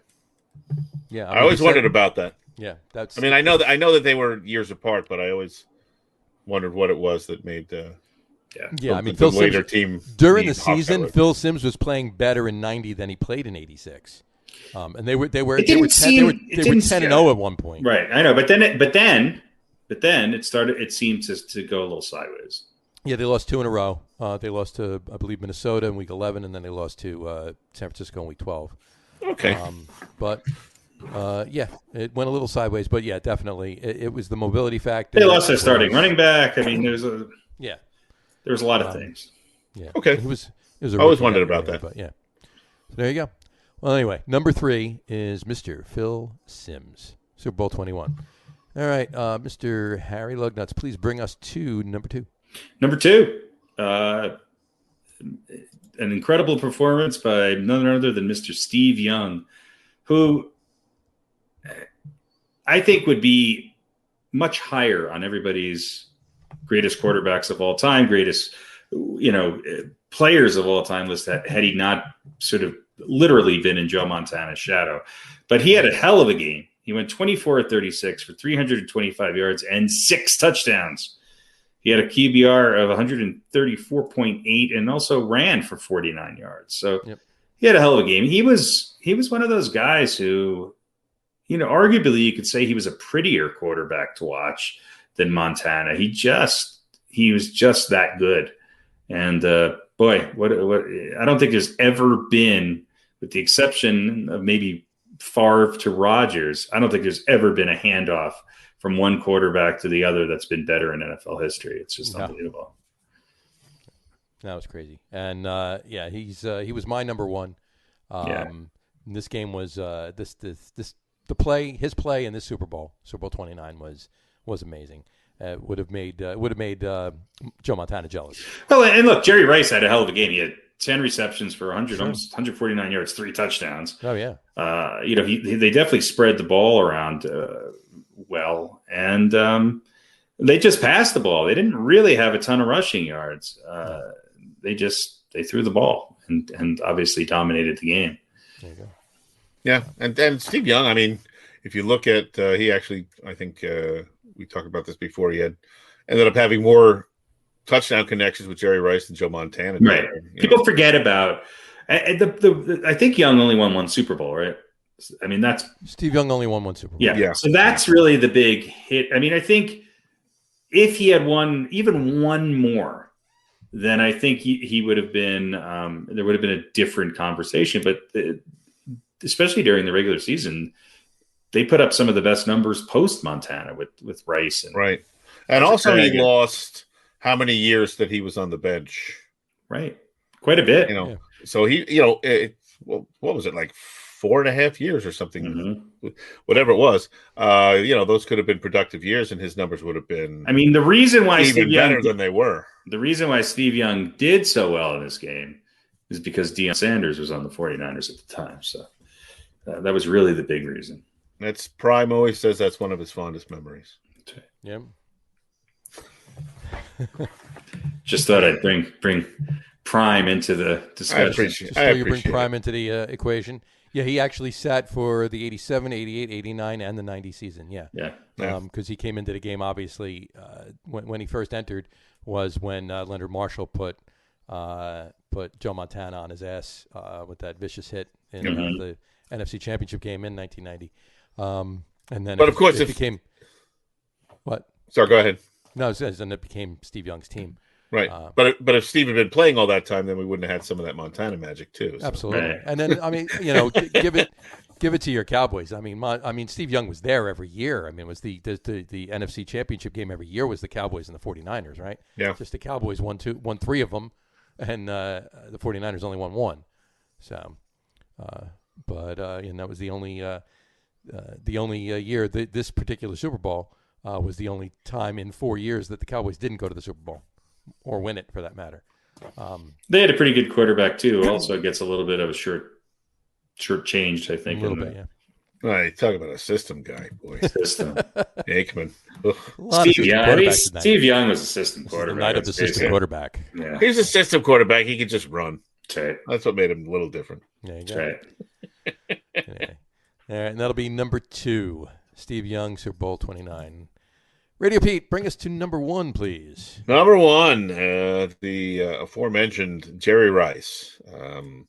Number 1 in a lot of ways, kind of considered the greatest receiver ever, and blah, blah, blah, blah. Super Bowl 23. Rice had a pretty good day against the Cincinnati Bengals. Yep. 11 catches, 215 yards, only 1 touchdown. And rushed for 5 yards as well, but was obviously instrumental in the game. Had a big first down catch while the 49ers were going on their game-winning 92-yard drive. So, and I mean, he's Jerry Rice, and I think he was my number 1, although I don't think either of you guys had him the number 1 slot, but it was a heck of a performance, and certainly we've seen some good ones since then. And I think this game was also, I had pretty high on our greatest Super Bowls list. Certainly this is one of the most exciting games. And I think this was the John Candy game. This was the John Candy game. Yeah. So, Jerry Rice, not enough accolades as it is. He gets number 1 on our greatest Super Bowl performances. I mean, come on, a systems receiver. Yeah, he's a systems receiver, absolutely. Well, listen, actually, he can only be as good as the guy throwing to him. And maybe, I mean, it's hard to leave Brady out of this conversation, but, top 5 all time, as far as all time Super Bowl performances. I mean, how many did he win? 4, Rice, or 3? Rice won. I think he won 3. I think he wasn't with one. But anyway, I mean, he didn't have a bad game in Super Bowls. I mean, his Super Bowls games were pretty darn impressive. No, the first 2 Super Bowls that the 49ers were in that they won when they beat Miami and Cincinnati the first time, Jerry Rice wasn't. He won 3. He played in 4 because he played with the Raiders. He played with the Raiders, yeah. And he does hold the record for most points scored in Super Bowls with 48. So you could argue he's the best. I would argue he's second best all time player in the history of Super Bowls, but. He was unbelievable. I mean, he was the best of the best. He was number 1 on our wide receivers list. Yeah, I mean, and it's not. I don't think you can argue it. No. Yeah, and he came up. I heard some guys on ESPN. They were talking about baseball players, and just as sort of as an aside, they were saying Derek Jeter. They mentioned Derek Jeter, and you look at his regular season numbers, and you look at his playoff numbers, and they're virtually identical. Or, very, very similar. So that consistency, bringing having an A game and bringing that A game to the playoffs. Yeah, I mean, Jerry Rice had 3 touchdowns twice in a Super Bowl. I mean, that's crazy. It's crazy. Absolutely crazy. And we all know, and there's other people on that team, like Roger Craig and John Taylor and blah blah blah. The list goes on. It wasn't like he was their only target, right? Yeah, but even though we all know how great he was, if you really just look at his career numbers, it still blows your mind. Still blows your mind. Yeah. No one could be that good. Not at all. Well, there you go. Our number 1 individual performance in Super Bowl history, Jerry Rice for Super Bowl number 23. There you go. That's our list. It's our last. This was a tough list. This was a tough list. This definitely was. Well, because you have all of those performances that are the Doug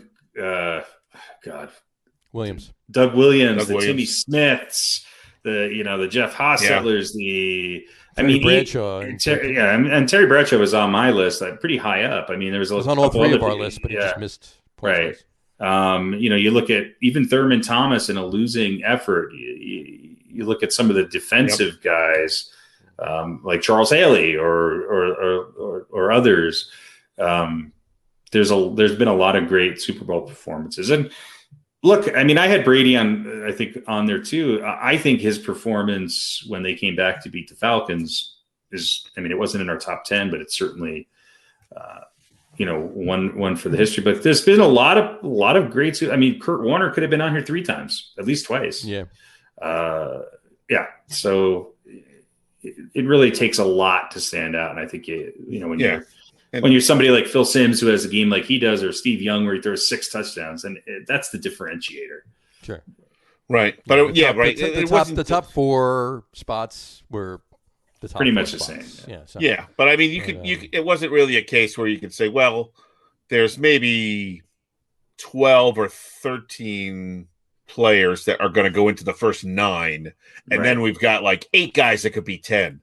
Right. There were a whole group of people. John Riggins, go anywhere from, you got John Riggins, 6, 7, 8, 9, 10. Doug Williams, you mentioned. I think above. I had him on my list actually. Timmy Smith was a great story. So there was just a whole and Warner. I mean, how do you not have Kurt Warner? Right. If it was an all quarterbacks list, Mm-hmm. And it would have been Bradshaw. A little easier, but not 100% easier. Drew Brees is. I mean, 82% completion rating. And Bradshaw, Staubach, Aikman. I mean, Emmitt Smith. It's just that. Although he wasn't as good a quarterback as Aikman, but Emmitt Smith. Well, I'm talking about just performances. He probably could have been, but there's like I said, there's a bunch of performances we could have put anywhere from, like, the whole bottom half could have been completely different, and you could make, and they would all be, in my opinion, completely legitimate. Yeah, and then there's just and there's always Nick Foles. I mean, what did he throw for 3 touchdowns and catch one? Yeah, quarterbacks on the list. internal I mean, debate about whether to put him on. Eli's on the list, but you have to put that performance by Foles as one of those Cinderella stories. Sure. Again, I think he was probably in that next round of next 5 or 6 on our lists. Yeah.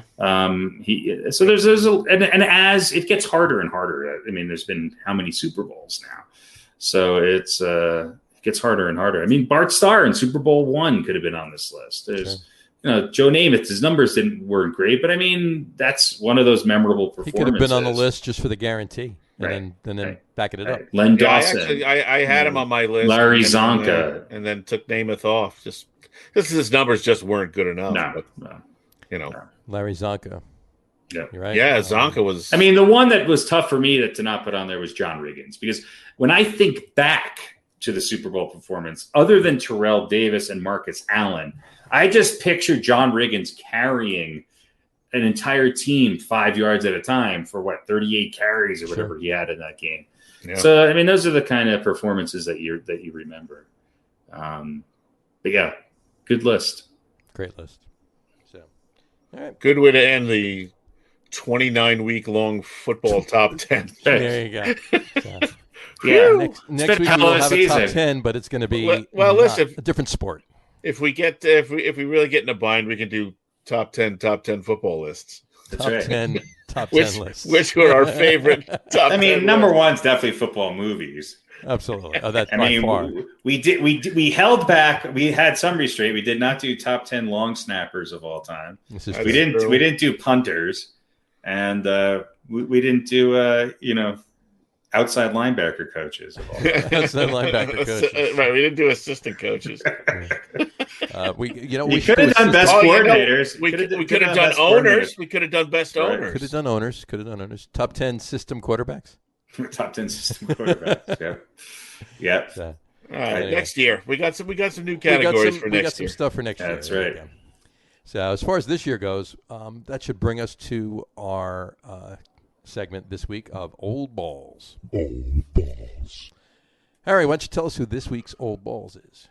This week's Old Balls is none other than the Pittsburgh Steelers' very own L.C. Greenwood. That's right, folks. L.C. Greenwood, who is kind of the unknown superstar of those very vaunted Pittsburgh Steelers Super Bowl championship teams. He was a defensive end. He was a 10th round pick in 1969.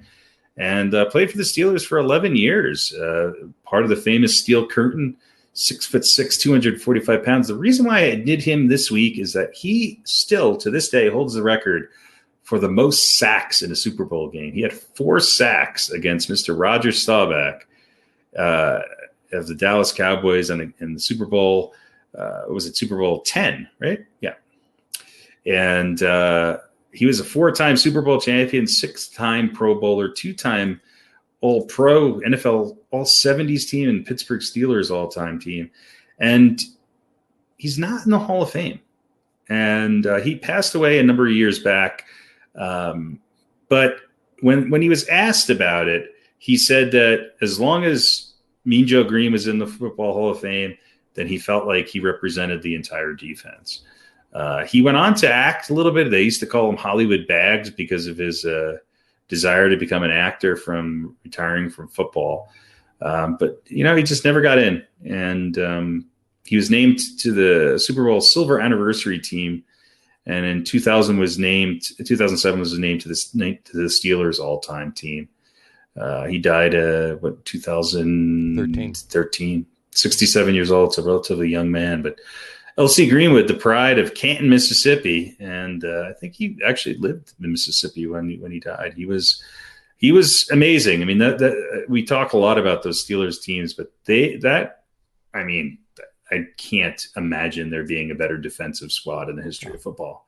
No, it was crazy. They were that good. And some people might say the '85 Bears. Some people might say the '86 Giants. There's certainly some people who would say the recent Broncos team with Von Miller who won, but these guys were dominant in against teams that had a lot of talent on the opponent's side. And he was great. 4 sacks against a great Dallas team in one Super Bowl. That's pretty impressive. It's very impressive. Crazy impressive. So he was a systems defensive end. there you go. LC Greenwood, folks, this week's Old Balls. I'm just happy to have something I said be a running joke. There you go. Jogging. A jogging joke. A trotting joke. Trotting joke. You got to love that. Also make mention of the fact before we wrap up football for the evening, Marty Schottenheimer passed away. Yeah. Well, sad. Yeah. 77. Yeah.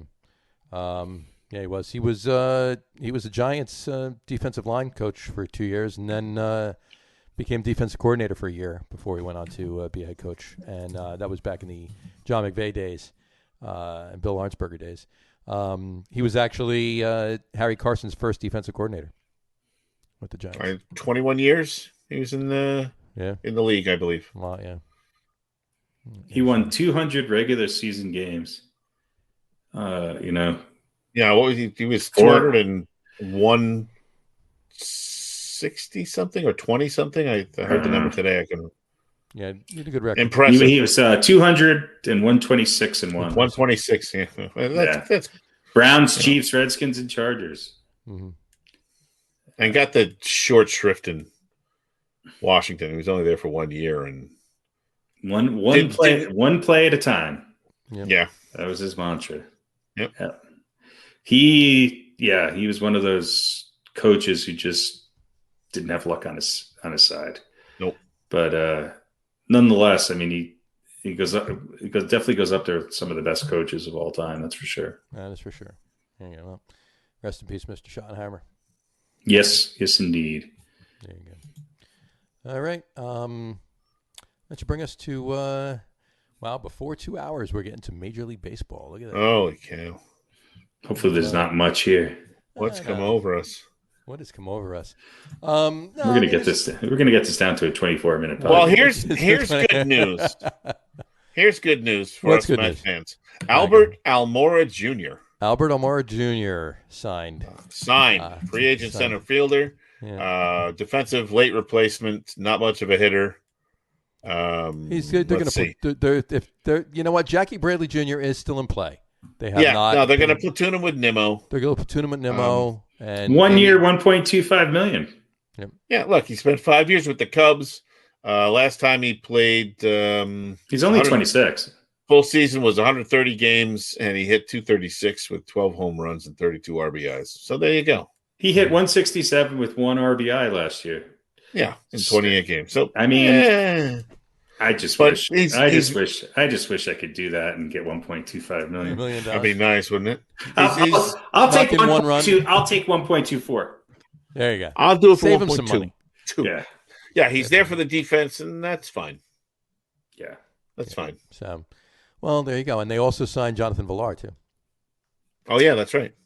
So this is your deep dive with Mets. You don't there know. You go. And they signed him to a utility role. I'm sure he'll see a little time at third base. Yeah.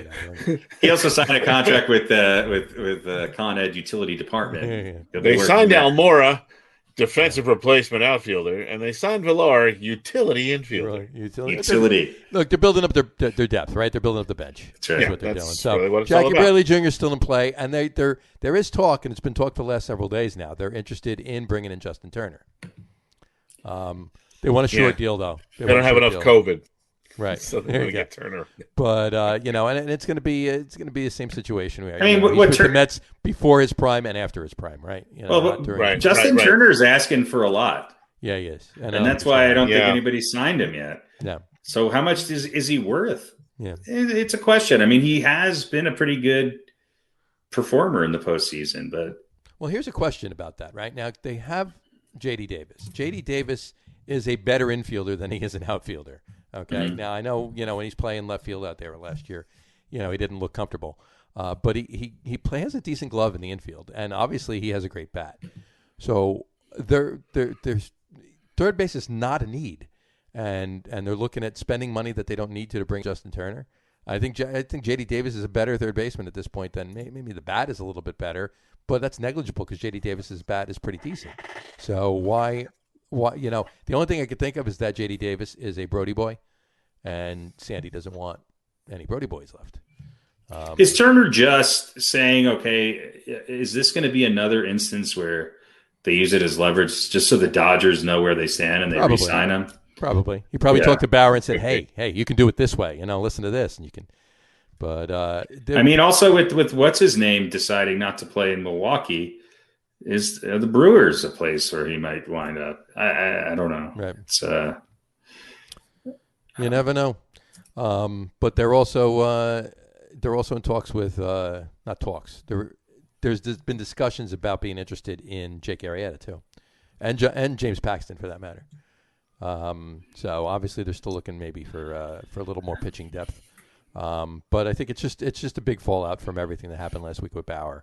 And Sandy Alderson actually said the other day that he's never been in negotiations that far that they didn't sign somebody, And then of course Bauer issued that 75-page apology the other day. I don't know if you saw that. No. Actually apologizing to Mets fans. And he, in a nutshell, to paraphrase it and sum it up, he basically said that he wasn't in charge of his social media that day. He was concentrating on the deal and deciding where he wanted to go. And some of his people that were running his social media that day jumped the gun with a lot of stuff. And he apologizes if it looked like he was baiting the Mets and trolling them and everything else. It wasn't him. And a couple of comments I saw back right away, which were pretty funny, were, okay, so in 9 years, this is the first time you ever logged off of social media. That day is the only time you weren't on, right? Yeah. And then the next guy says, oh, wait a minute. If you weren't on and it was your people that were handling you in your social media on that day, how do we know that it's not your people that are handling you now posting this up? So, but who cares? Who cares? He used the Mets. He got what he wanted. He got what he wanted, and that whole apology was he's just covering his ass because he's got opt-outs for the first 2 years. CYA. If things don't work out there, then he might come back to the Mets after next season. If all of a sudden the Dodgers are tanking, I know this is not going to happen, obviously, but all of a sudden the Dodgers are tanking and the Mets are the best thing since sliced bread. Obviously, he's going to want to, explore those options. So, and he's not going to be there the third year at $17 million after making 45 and 40. Sure. So he wants to cover his ass. Mm-hmm. Yeah. Good for him. And, that's what he should do. Right now, the who do you want out of those two? Let me ask the Mets guys: do you want Paxton or do you want Arrieta? I mean, obviously, neither. I want Odorizzi. Of course. Yeah, I'd rather have Odorizzi, but I mean Arrieta. Odorizzi when it's time, when it's getting humid and it's getting frizzy. Odorizzi. When you can't stand the smell anymore, Odorizzi, just a little under each pit, and you're good for the week. You're good to go. Paxton's coming off surgery, right? Yeah. Or just a lousy year? A little both, I think. Yeah. They gave him surgery because he had a lousy year. Arrieta was really, really good for a few years, but it's been a few years. That was 12 years ago, wasn't he? Was it 12? No, it wasn't that many. Look, from what I'm reading, and I don't delve into this as much as you guys do, it sounds like the Mets are more interested in Paxton than they are in Odorizzi. Yeah, they are. And it's probably just a matter of what they can get him for. And it's money. It's money. Probably Paxton is a better bet as far as Paxton really dropped off last year. Yeah. Yeah, but having a rebound year, Paxton's a better bet. I think than Arrieta. I don't think I think you're right. Arrieta's got to return to the form he had 4 years ago. Of those two, I would prefer Paxton. But I would prefer Odorizzi over all three of them. But of course. But, if they are interested in Turner, why the Yankees are not? The Yankees just baffle me with what they're doing with their pitching. I don't know. I guess you have to kind of trust them. I don't know. Well, especially now because if the rumors are, the story is that they changed the baseball. Yeah. They loosened the innermost layer of cloth or whatever, so it's got less spring to it, and home runs are going to go down. So good. Fine. I think we all agree it's good, but if you're a team that's built on guys that hit a lot of home runs, then you're gonna have to make some moves and bring in some guys who hit for a little bit more average and drive the gaps and do all those things. Exactly. Like actually play baseball. That's what that's called, right? Play baseball. Right? Yeah. I think the way the Yankees are looking at it is Kluber is their new Paxton. Right. I don't know. That's probably the way they're looking at it. And Talon, or whatever the hell you say his name. I mean, I'm just not overwhelmed by what their starting lineup is like tonight. Well, the whatchamacallit, they just they dumped Ben Heller and picked up Darren O'Day. That's an improvement. Today. The Yankees have to. Herman has to come back in top form. Severino has to come back in top form, and obviously, maybe Garcia pops up. I don't know. We have our number one, and then 2, 3, 4, and 5 are up for grabs. Exactly. Let's see who steps up and wants it. And I think Tanaka is going to be a big loss. I really do. Yeah, I would have to because he hasn't been great. He's no Andy Pettitte, but he's a consistent presence. Yeah. There's not you don't know what, and but we'll see. What's going on with your boy Gardner? I mean, there hasn't been any offer. There hasn't been a deal. They haven't even negotiated anything yet. I think this is all moving at a snail's pace because they're just waiting to see what. They're waiting for one person to make it to get signed, so dictate that whatever, yeah. To dictate the rest of the dominoes falling. Look, I love Brett Gardner. Everybody does. He's a favorite in New York, but Brett, I don't want to see him. I would love to see him retire a Yankee, right? But it seems like the Yankees have decided to hold on to some other pieces, and do they really need Gardner? You can't get rid of Gotti. You can't get rid of Gotti. Yeah, then he better. The heart of the team. Agree to play for 65K and some free cannolis. Jumping back to the Mets really quick, the Picada projections. Did you see them? No. Came out the Picada projections. What is that? It's the projected win totals and percentages to win the divisions. Specifically speaking of the NL East, the Picada projections project the Mets to win the division with 95.5 games. Behind them Kiss of death right here. Behind them would be the Nationals with 85 games. And then in third place, they're projecting the Phillies with 83 wins. The Braves with 82. No love for the Braves. The Braves with 82 and the Marlins with 68. That's the Picada. Well, MLB have the Yankees and the Mets getting in as wild card. So who knows? Yeah, I think it's. I don't know.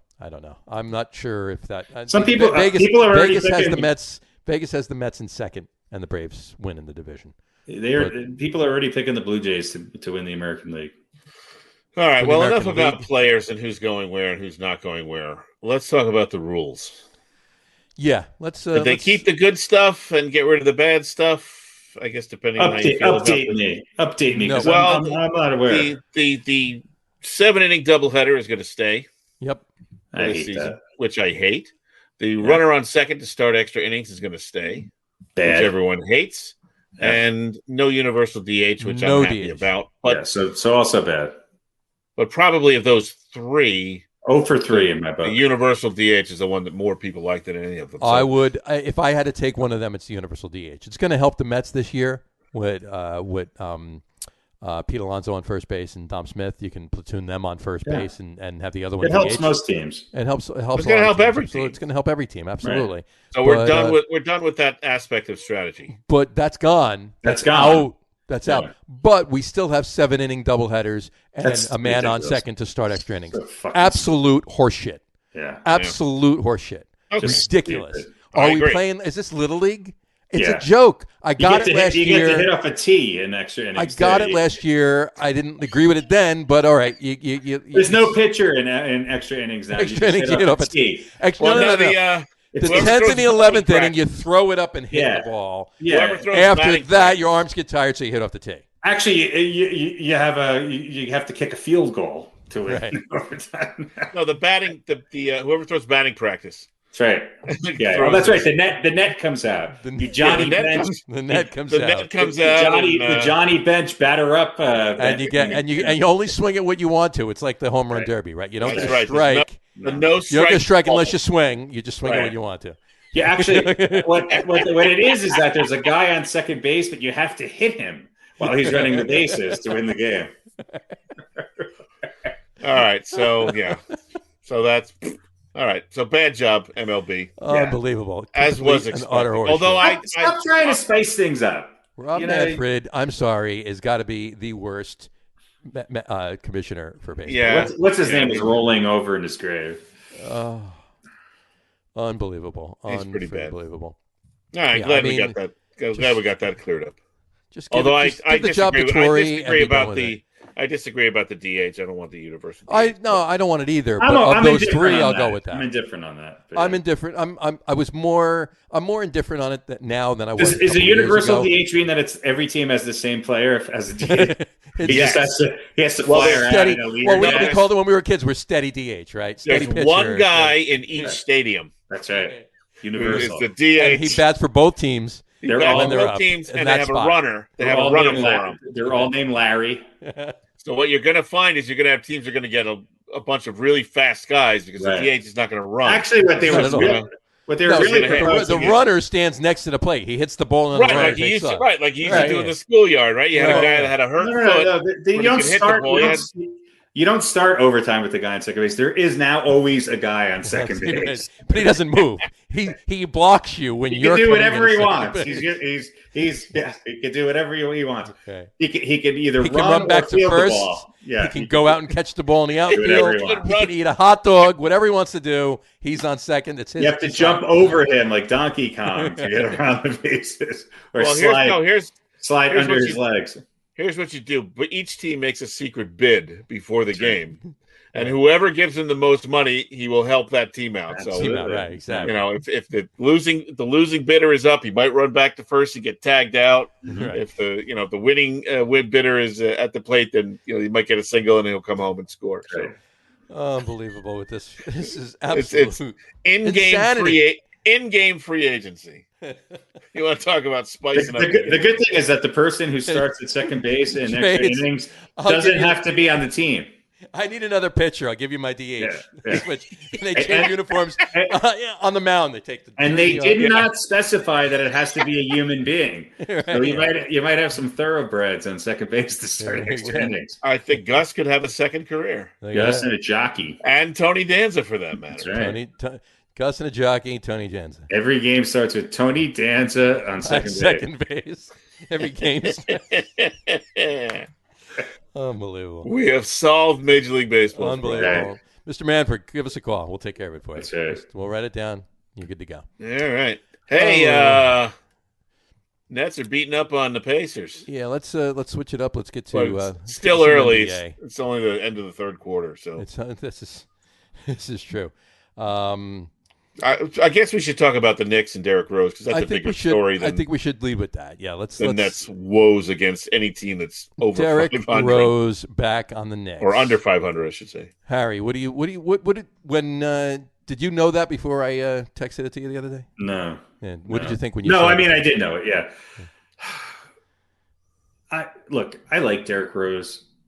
This is not a slam at him. I just thought the Knicks were done with this. Right. Signing players way past their prime. He's Tibbs' boy, right? Yeah. This is one of the dangers of bringing Thibodeau in, is that look, I'd see it as a disrupting factor, and it's going to hurt the Knicks from being able to analyze the plethora of other players that they have, and it might preclude them from getting. The thought process is, all right, the Knicks are on the bubble of getting in the playoffs. Wouldn't it be a great thing if after all of these years, the Knicks get back into playoffs, especially after the year that they had last year? Yes, absolutely right. But so you get the 8th spot, you lose 3 straight, in the first round. I don't think Derrick Rose is going to get the Knicks over the hump, and I actually think this is going to be something that doesn't necessarily help this team right now. If Derrick Rose was going to come in and sit on the bench and play 22 minutes, and it would allow Elfrid Payton to play in quickly to get some more minutes, then I'd understand that.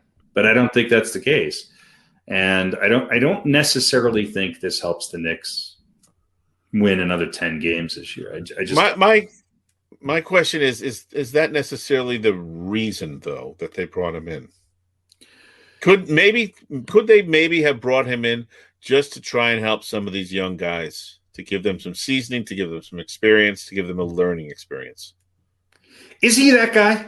I don't know. I mean, That's why I'm asking the question, because I agree with you. I don't think this necessarily helps them if you brought win. in Chris Paul or Andre Iguodala or somebody like that, then yes, okay, Right. I agree. There are much better guys that could fill that role, but yeah, Derrick Rose might be. I mean, certainly he's experienced. Derrick Rose is not a bad player anymore. He's one of those guys who could have been top 30 player of all time, but injuries have totally decimated him. He's an MVP in the league. Derrick Rose is at his peak was a great player, and he's still a very good player. Sure, but he had the second most points behind Peyton the other night, last night. Right. So. And because he's going to have the ball in his hand. I mean, it's like anything, he demands that, and how that works out. Yeah, I think that's the danger, is that he has every possibility of disrupting what the good things that they have done so far. But I can't. It doesn't seem like they brought him in, and this is going to get us over the hump. Maybe I felt when I saw the story, John, when you texted it, my first thought was, oh, they're going to bring him in to try and give a little bit of seasoning to some of these young guys, right, at the risk of disrupting what they've done. But I guess they thought that's a risk that's worth taking. That was my first impression. I could be wrong. I don't know. I mean, look, Austin Rivers didn't play. Nope. Kevin Knox didn't play. Gibson, who they brought in as this veteran presence, I don't think has played at all. Quickly's minutes, he played 21 minutes. Burks played 26. Rose came in, played 20 minutes, had 14 points. He was very efficient, shot 5 of 9. You expect that in his first game. Mm-hmm. But they still lost. And but what have the Knicks done against? Get blown out. They lost by 2 points. So they lost by 2 points. They were in the game. Yeah. What have the Knicks done against Miami this season? How many times? It's up and down. I think they beat them twice already. But yeah. The Knicks are 11 too. Yeah. So, look, is this Carmelo Anthony going to the Blazers? No. I think Derrick Rose, he scored exactly what he's been averaging all year, 14 points. Yeah. He's efficient. I think he'll help right now. Is this a long-term something to build on? No. If he starts to creep into the starting lineup, I also think that his plus-minus and his ability to score is helped by him being in that second unit and playing against the second units. Right, and if that's where he stays, I think it's fine. I think he can help with that second unit and playing. Look, the Knicks' entire second unit were in the plus. Their entire starting unit was in the negative last night. So it does help. But definitely helps. But again, like you said, Austin Rivers didn't play, Gibson didn't play, Knox didn't play. I think Knox is the Knicks still need. Look, Derrick Rose is a good piece. If he doesn't upset their ability to sign somebody else, is Rose on a 1-year deal, or did they absorb his contract? I believe they just took what contract he had. So I think he's got another year on it. I could be wrong. I don't know. I'll be honest. So, maybe he's around again next year. The Knicks still need 1 or 2 more players. And they're not going to get a marquee top 10 player in the league. But if they could somehow get...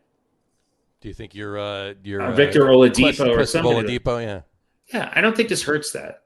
I don't think it hurts it. I don't think it puts the Knicks in a numbers... I mean, the Knicks have room to move this. And they have players that they could move to make that work. Right. Will they do it? I don't know. We'll see. I mean, Oladipo is. I think he's on the trade block, but who knows? The Rockets are doing pretty darn good right now. This is true. According to Spot Track, Rose signed a 2-year deal for $15 million with the Pistons. Yeah, and all of that is guaranteed. Yeah. So then he's around. He's not going anywhere. No, he'll be here next year. Yeah. Whatchamacallit? Well, I mean, we'll see what happens. I mean, it depends on what they do with him and what they. Oh no! Wait a minute. What season are we in? 2021, right? I think this is the last year of his contract. This is the second year. This is the second year. He's not definite for next year. And it was basically split down the middle. So that's okay. 7.6 million. Yeah. Let's. Well, we'll see what happens with that. Let's shift gears to Well, net. listen, at least the Knicks didn't lose to those Pistons last night. Yeah. Look, The way the Nets did. By 11 points. The Pistons are set up to be a pretty good team. Jerami Grant signing with the Pistons has been the death knell for the Nuggets this year. And he's doubled his numbers in a bigger role in Detroit. Detroit's sort of one of those teams, too. They've spent a lot of money on aging veterans over the last year. And I think they're realizing it's not getting them anywhere, and they're trying to dump some of those contracts. Right. Well, they're 6-18. Yeah. Which is only slightly worse than the Nets record against sub 500 teams, which is a 7-11 this season. 7-11. 7-11 against sub 500 teams. It's amazing. Yeah. It's amazing. Yeah. Well, it just goes to show you that when you're out there not playing any defense, anybody can beat you. Well, look, they're blowing out Indiana. They're up by 18. 18 points, yeah, 82 in the fourth quarter, and it's the usual suspects here. Harris with 13, DeAndre Jordan with 12, Harden with 17, Irving with 24. Timothy Luwawu Cabarro with 2 points. Say that fast 5 times. I can't say it fast once. And Landry Shamet, about 20 minutes at this point. So, and Jeff Green about 15 and 2 points for him. Although he's plus 25. Irving's got 24. Irving's got 24. So look, the Nets have problems on defense. That's an understatement. The Harden trade did exactly what we all knew it was going to do. It destroyed their depth, and they also traded away 2 of their better defensive players. Mm-hmm. And of course, with Dinwiddie getting hurt, that was a big hit. So now you have those big 3, and next to nothing. You have Joe Harris, and not a whole lot. You got Bruce Brown, plays a little bit of defense, and of course Durant can be an excellent defensive player when he wants to be. But once you get past those big 3, you got nothing. You got no defense. Right. Well, and they should be clobbering Indiana. I mean, Indiana. They should have been clobbering the Pistons, though. Yeah, exactly. But Indiana, since the trade has not been. I mean, what are they? I don't know what they are. I mean, they beat an inconsistent Raptors team on a back-to-back after losing to them. They beat the Hornets. 500 Hornets. They're 500, but they're not going to be 500 by the end of the year because they're no longer. They lost they're arguably their best player. Yeah. Well, what I heard about the Nets today is since the Harden trade, their offensive efficiency went up by. I don't know I can't remember the numbers, and their defensive efficiency went down, and the net was 0.2, was plus 0.2, which is, I guess, right around where you'd see a 500 team, roughly, average for a 500 team. Sure. And that's right where they are. They're 14-12 going into tonight's game. So basically what you're saying is that they really haven't moved the difference of, scoring versus, they've upped their scoring. They've upped their scoring and lowered their defense. Right, and lowered their defense. The net result is roughly the same thing. But what they do have is they can sell more tickets once they can get people back. They can sell more tickets, and look, they can score with anybody, but that's going to break down when you get to the playoffs and play a great defensive team. It's going to be harder. Right. And again, no depth, and losing Dinwiddie, and of course trading away LeVert. 14 and 12 right now. They should be 18. They should be 18 and 8 at least, if not better. 20 and 6. Yeah, they should be. It's ridiculous, but hey, we say it every week, right? We say it every time we talk about it. You have nobody there that is interested in the coaching staff that's interested in playing defense. So yeah. Although I also wanted to bring this up because I keep forgetting to mention it. Karis LeVert, who I guess ended up with Cleveland, I think, in the trade. Believe so. Or wherever he went. Because of the physical that he underwent due to the trade, they found out he had a tumor in his back, a cancerous tumor in his back. It's horrible. Which was only discovered because of the extensive physical that he went through. He was not suffering any symptoms. He didn't have any pain. And this was the sort of thing that can easily spread into the organs and lymph nodes and other parts of the body. So, as the story goes, this trade literally may have saved his life. That's amazing. Yeah, pretty amazing. I heard the story last week, and I forgot to mention it last week.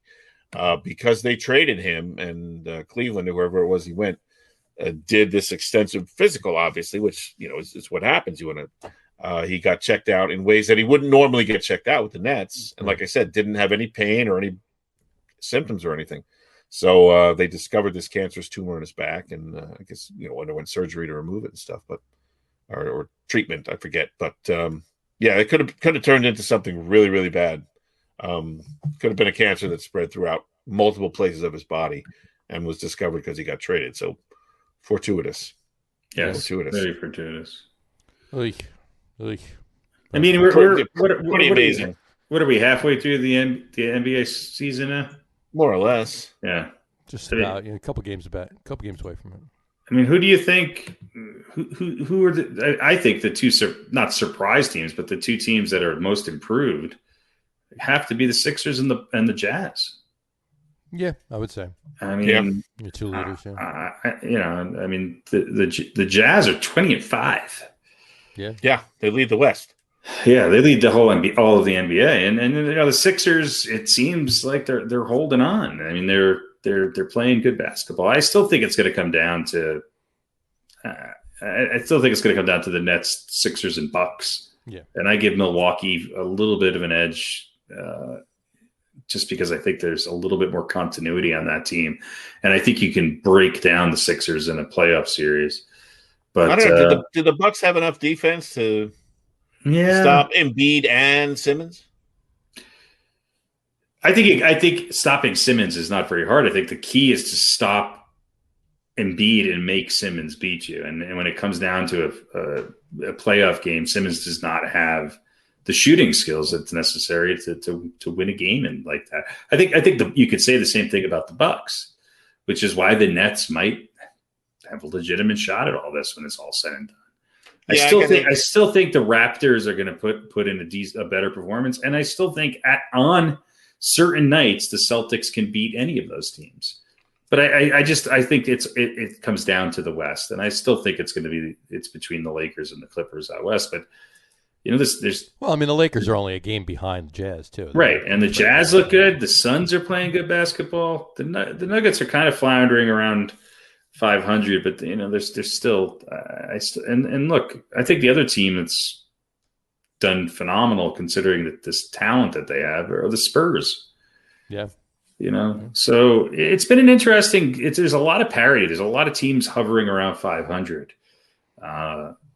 There's only a couple teams that are blowing it.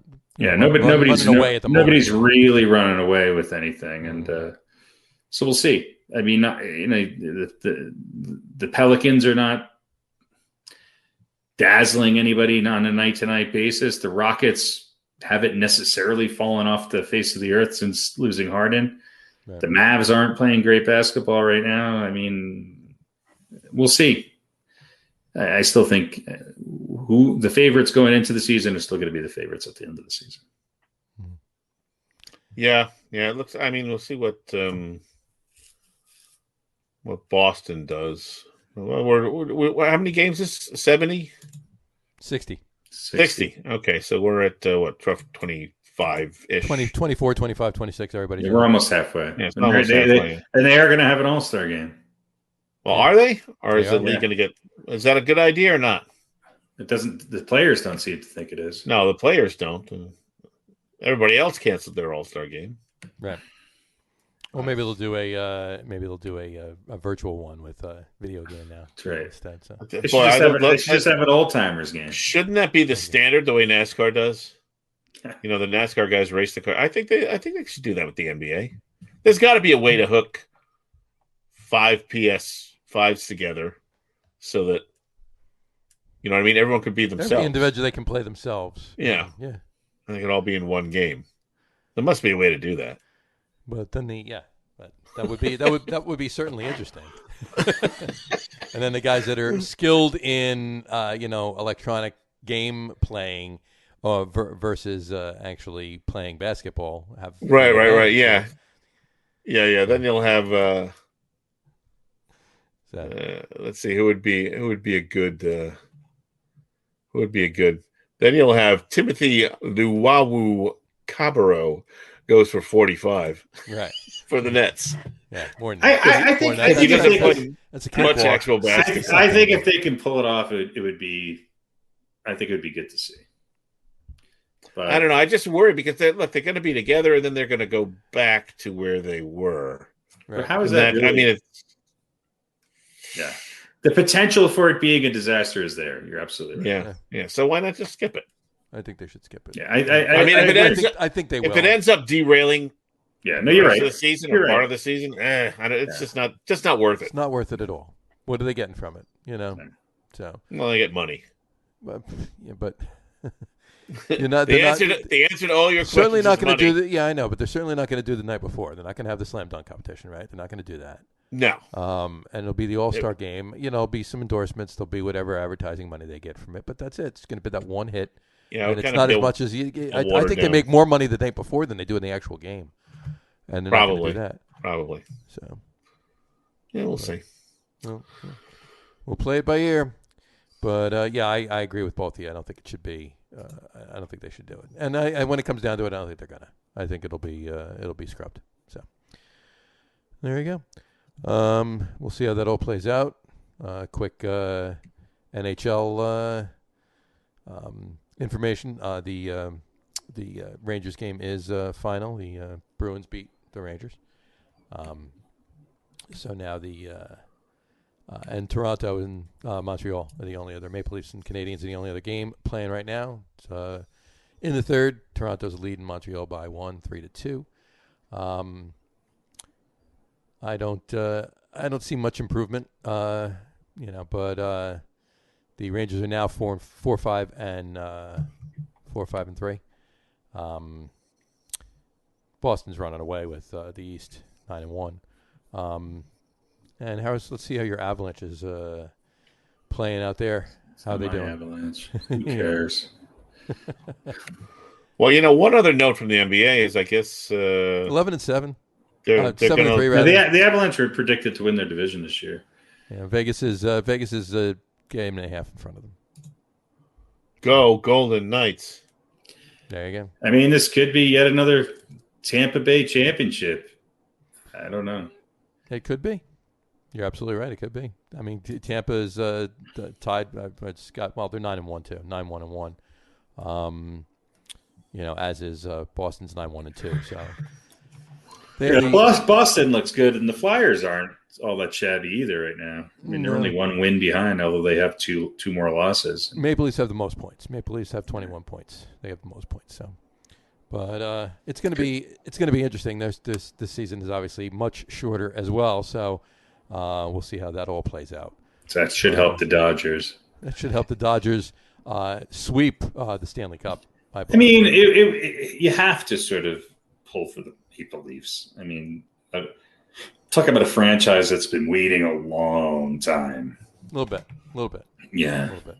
Do we love the divisions being named, the corporate naming of the divisions? I don't believe that. I wonder how much does it cost to be the Mass Mutual Eastern Division of the NHL, or the Honda West Division? The Honda West Division is great. Or the Scotia North, right? That's what got only the Canadian teams in it, right? How many hockey teams are in California now?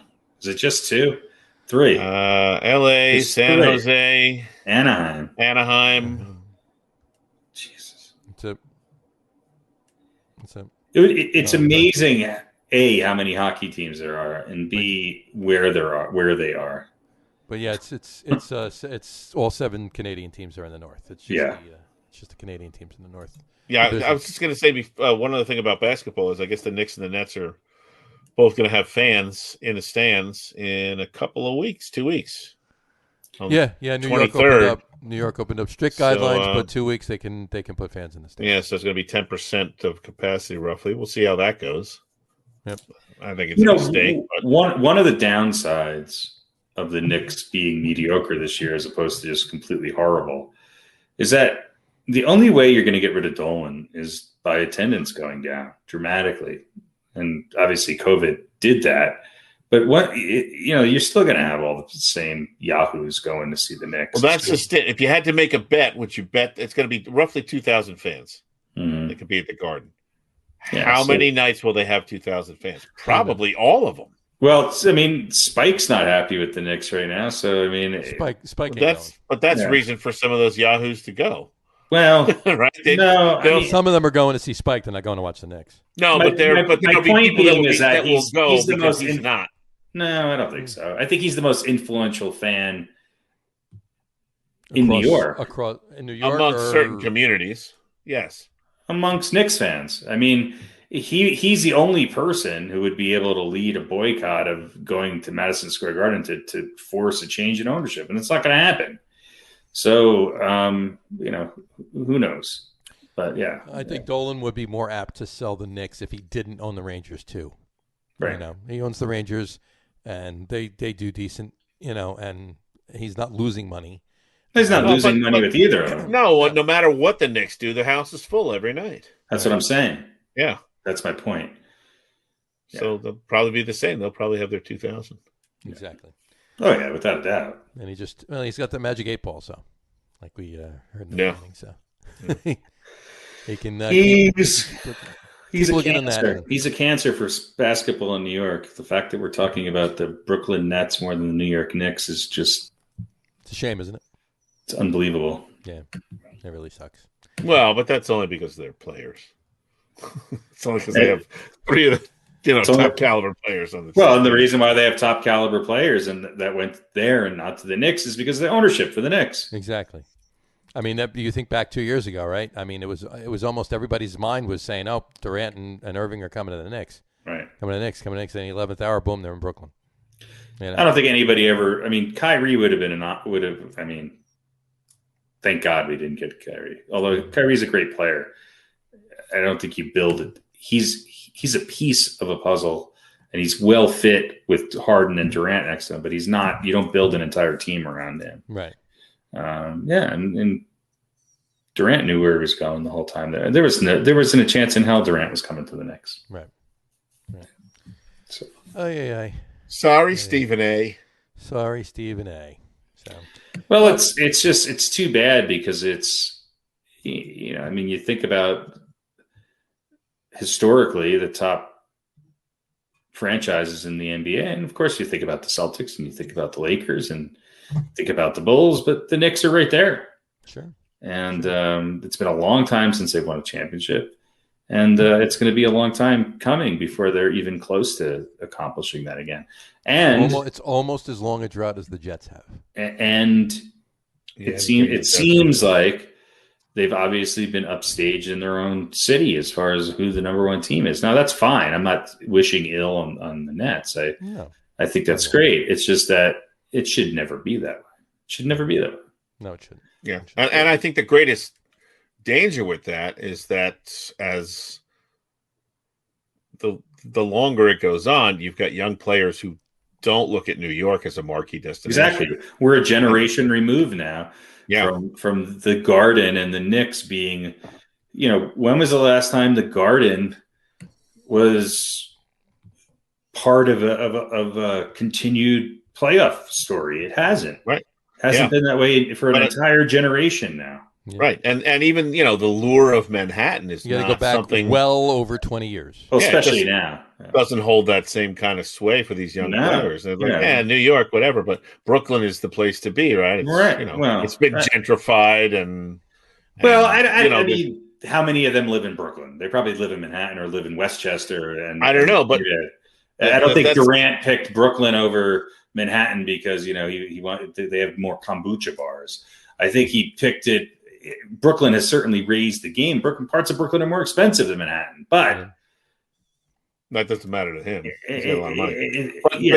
But my point is, in Brooklyn, you get the best, and that you get a more progressive team without a jackass owner. It's about the ownership, right. But you still get all the benefits of Manhattan. It's right across the river, exactly. So you still get all whatever of the nightlife and the beauty and the majesty and the reputation of the city is all right there. You just don't have to live there if you don't want to. Right. Exactly. But I mean, the allure of New York for basketball should never have bin dimmed. I mean, it has. I don't think it needs to. It has, and I mean, it can change again. But if your biggest move in the offseason is getting a 75-year-old Derrick Rose to come back, that's, Did he turn 75 yet? 74. 74. Yeah, next year, 75. June birthday. He's an old 74. He turned 75 in the playoffs. That's right. During the playoffs. Again, I like Derrick Rose. This is not what makes, this isn't exciting. Yeah, it is a little bit of a baffling move. Yeah, it's baffling. At least the Knicks they're right doing something. I don't know. Yeah, we'll see. Although you could say just let this current group play and let Thibodeau do what he's going to do and see how they develop. Thibodeau can take a horrible team and make them close to 500. Right, but give them a whole season, and then you should have a much better idea of really what holes they need to fill, and you can then look at what players are going to. Right. And then you also have players who, if they are valuable assets in a trade, their stock goes up because they're playing more, and hopefully their production goes up. Right. So Kevin Knox, who was a first round pick, doesn't play half the time. So, you got you got guys who are going to who are being paid, money and you wasted big picks on them to not play basketball. And so we'll see. I mean, they're not horrible, but they're probably going to be 10, 15 games under 500. And that's okay. That's a big improvement from last year. It's a huge improvement. Yeah, huge improvement. Huge improvement. Shouldn't set the bar too high to begin with. No, but we shouldn't. Much like the New York Giants, we shouldn't be talking about accepting. This is the New York Knicks. We've been accepting horrific performances by this team for way too long, and it's not going to change until the ownership changes and somebody comes in and says, "You know what? I'm going to get people here. I am going to convince X free agent, who's the top free agent, that this is the place to come to play." Sure. No. We will see what happens with that. I hope that some of those moves can start, sooner than later. But, it would be nice to get the Knicks back to that level that they used to be at and were at for perennially every year. I mean, look, if the Knicks, if getting Derrick Rose and maybe one other player here or there can get them into the playoffs, then that's great. That's a big. And it also gets some of these young players some playoff experience too. You know what it does? It puts them on television in the playoffs, and people start to watch basketball. There you go. That's what it does. It puts them on. It puts the Knicks back into the national spotlight, and that's what they need. And they haven't been in the national spotlight since Jeremy Lin. Oh yeah, Linsanity. Although there's talk of Jeremy Lin coming back in the NBA. I doubt it would be with the Knicks, but he had those great 3 games. He was a very, very pleasant distraction. It was 4 games. Linsanity. 4 games. That's right. 4 games. That's right. So Linsanity. Yes, right that's there. right. He was the Daniel Jones of the Knicks. Daniel Jones of the Knicks. Oh man, didn't quite cost him as much. Not really. No. So, all right. Well, I mean, we'll see how that all plays out. We're approaching halfway through. By the time next week's podcast happens, we'll be halfway through the season. So we'll or just about maybe a game shy of halfway through the season. But we'll see. We'll know exactly the same amount then as we know. We'll know exactly what we know now then. So maybe a little bit more. Maybe. We'll see. You'll have to tune back in to find out then. So, all right, we'll wrap this show up for today then. We want to thank everybody for watching. And for those of you listening to the audio podcast, thanks for listening. Don't forget to visit our website, www.logaroom.com. That's LAGERROOM.com. And please remember, like us and follow us on all of our social media, Facebook, Twitter, Instagram, and our YouTube channel. All of them are at The Logger Room. Remember, we go live with the video podcast on both Facebook and YouTube every Wednesday night at 7:30. And for those of you that want to just listen to the audio podcast, you can do so on Apple Podcasts, Spotify, TuneIn, and Stitcher. And if you haven't done so already, please subscribe to one or more of those feeds, and you'll never miss a show. Again, thanks for following along with us. Have a great rest of the week. Have a wonderful weekend.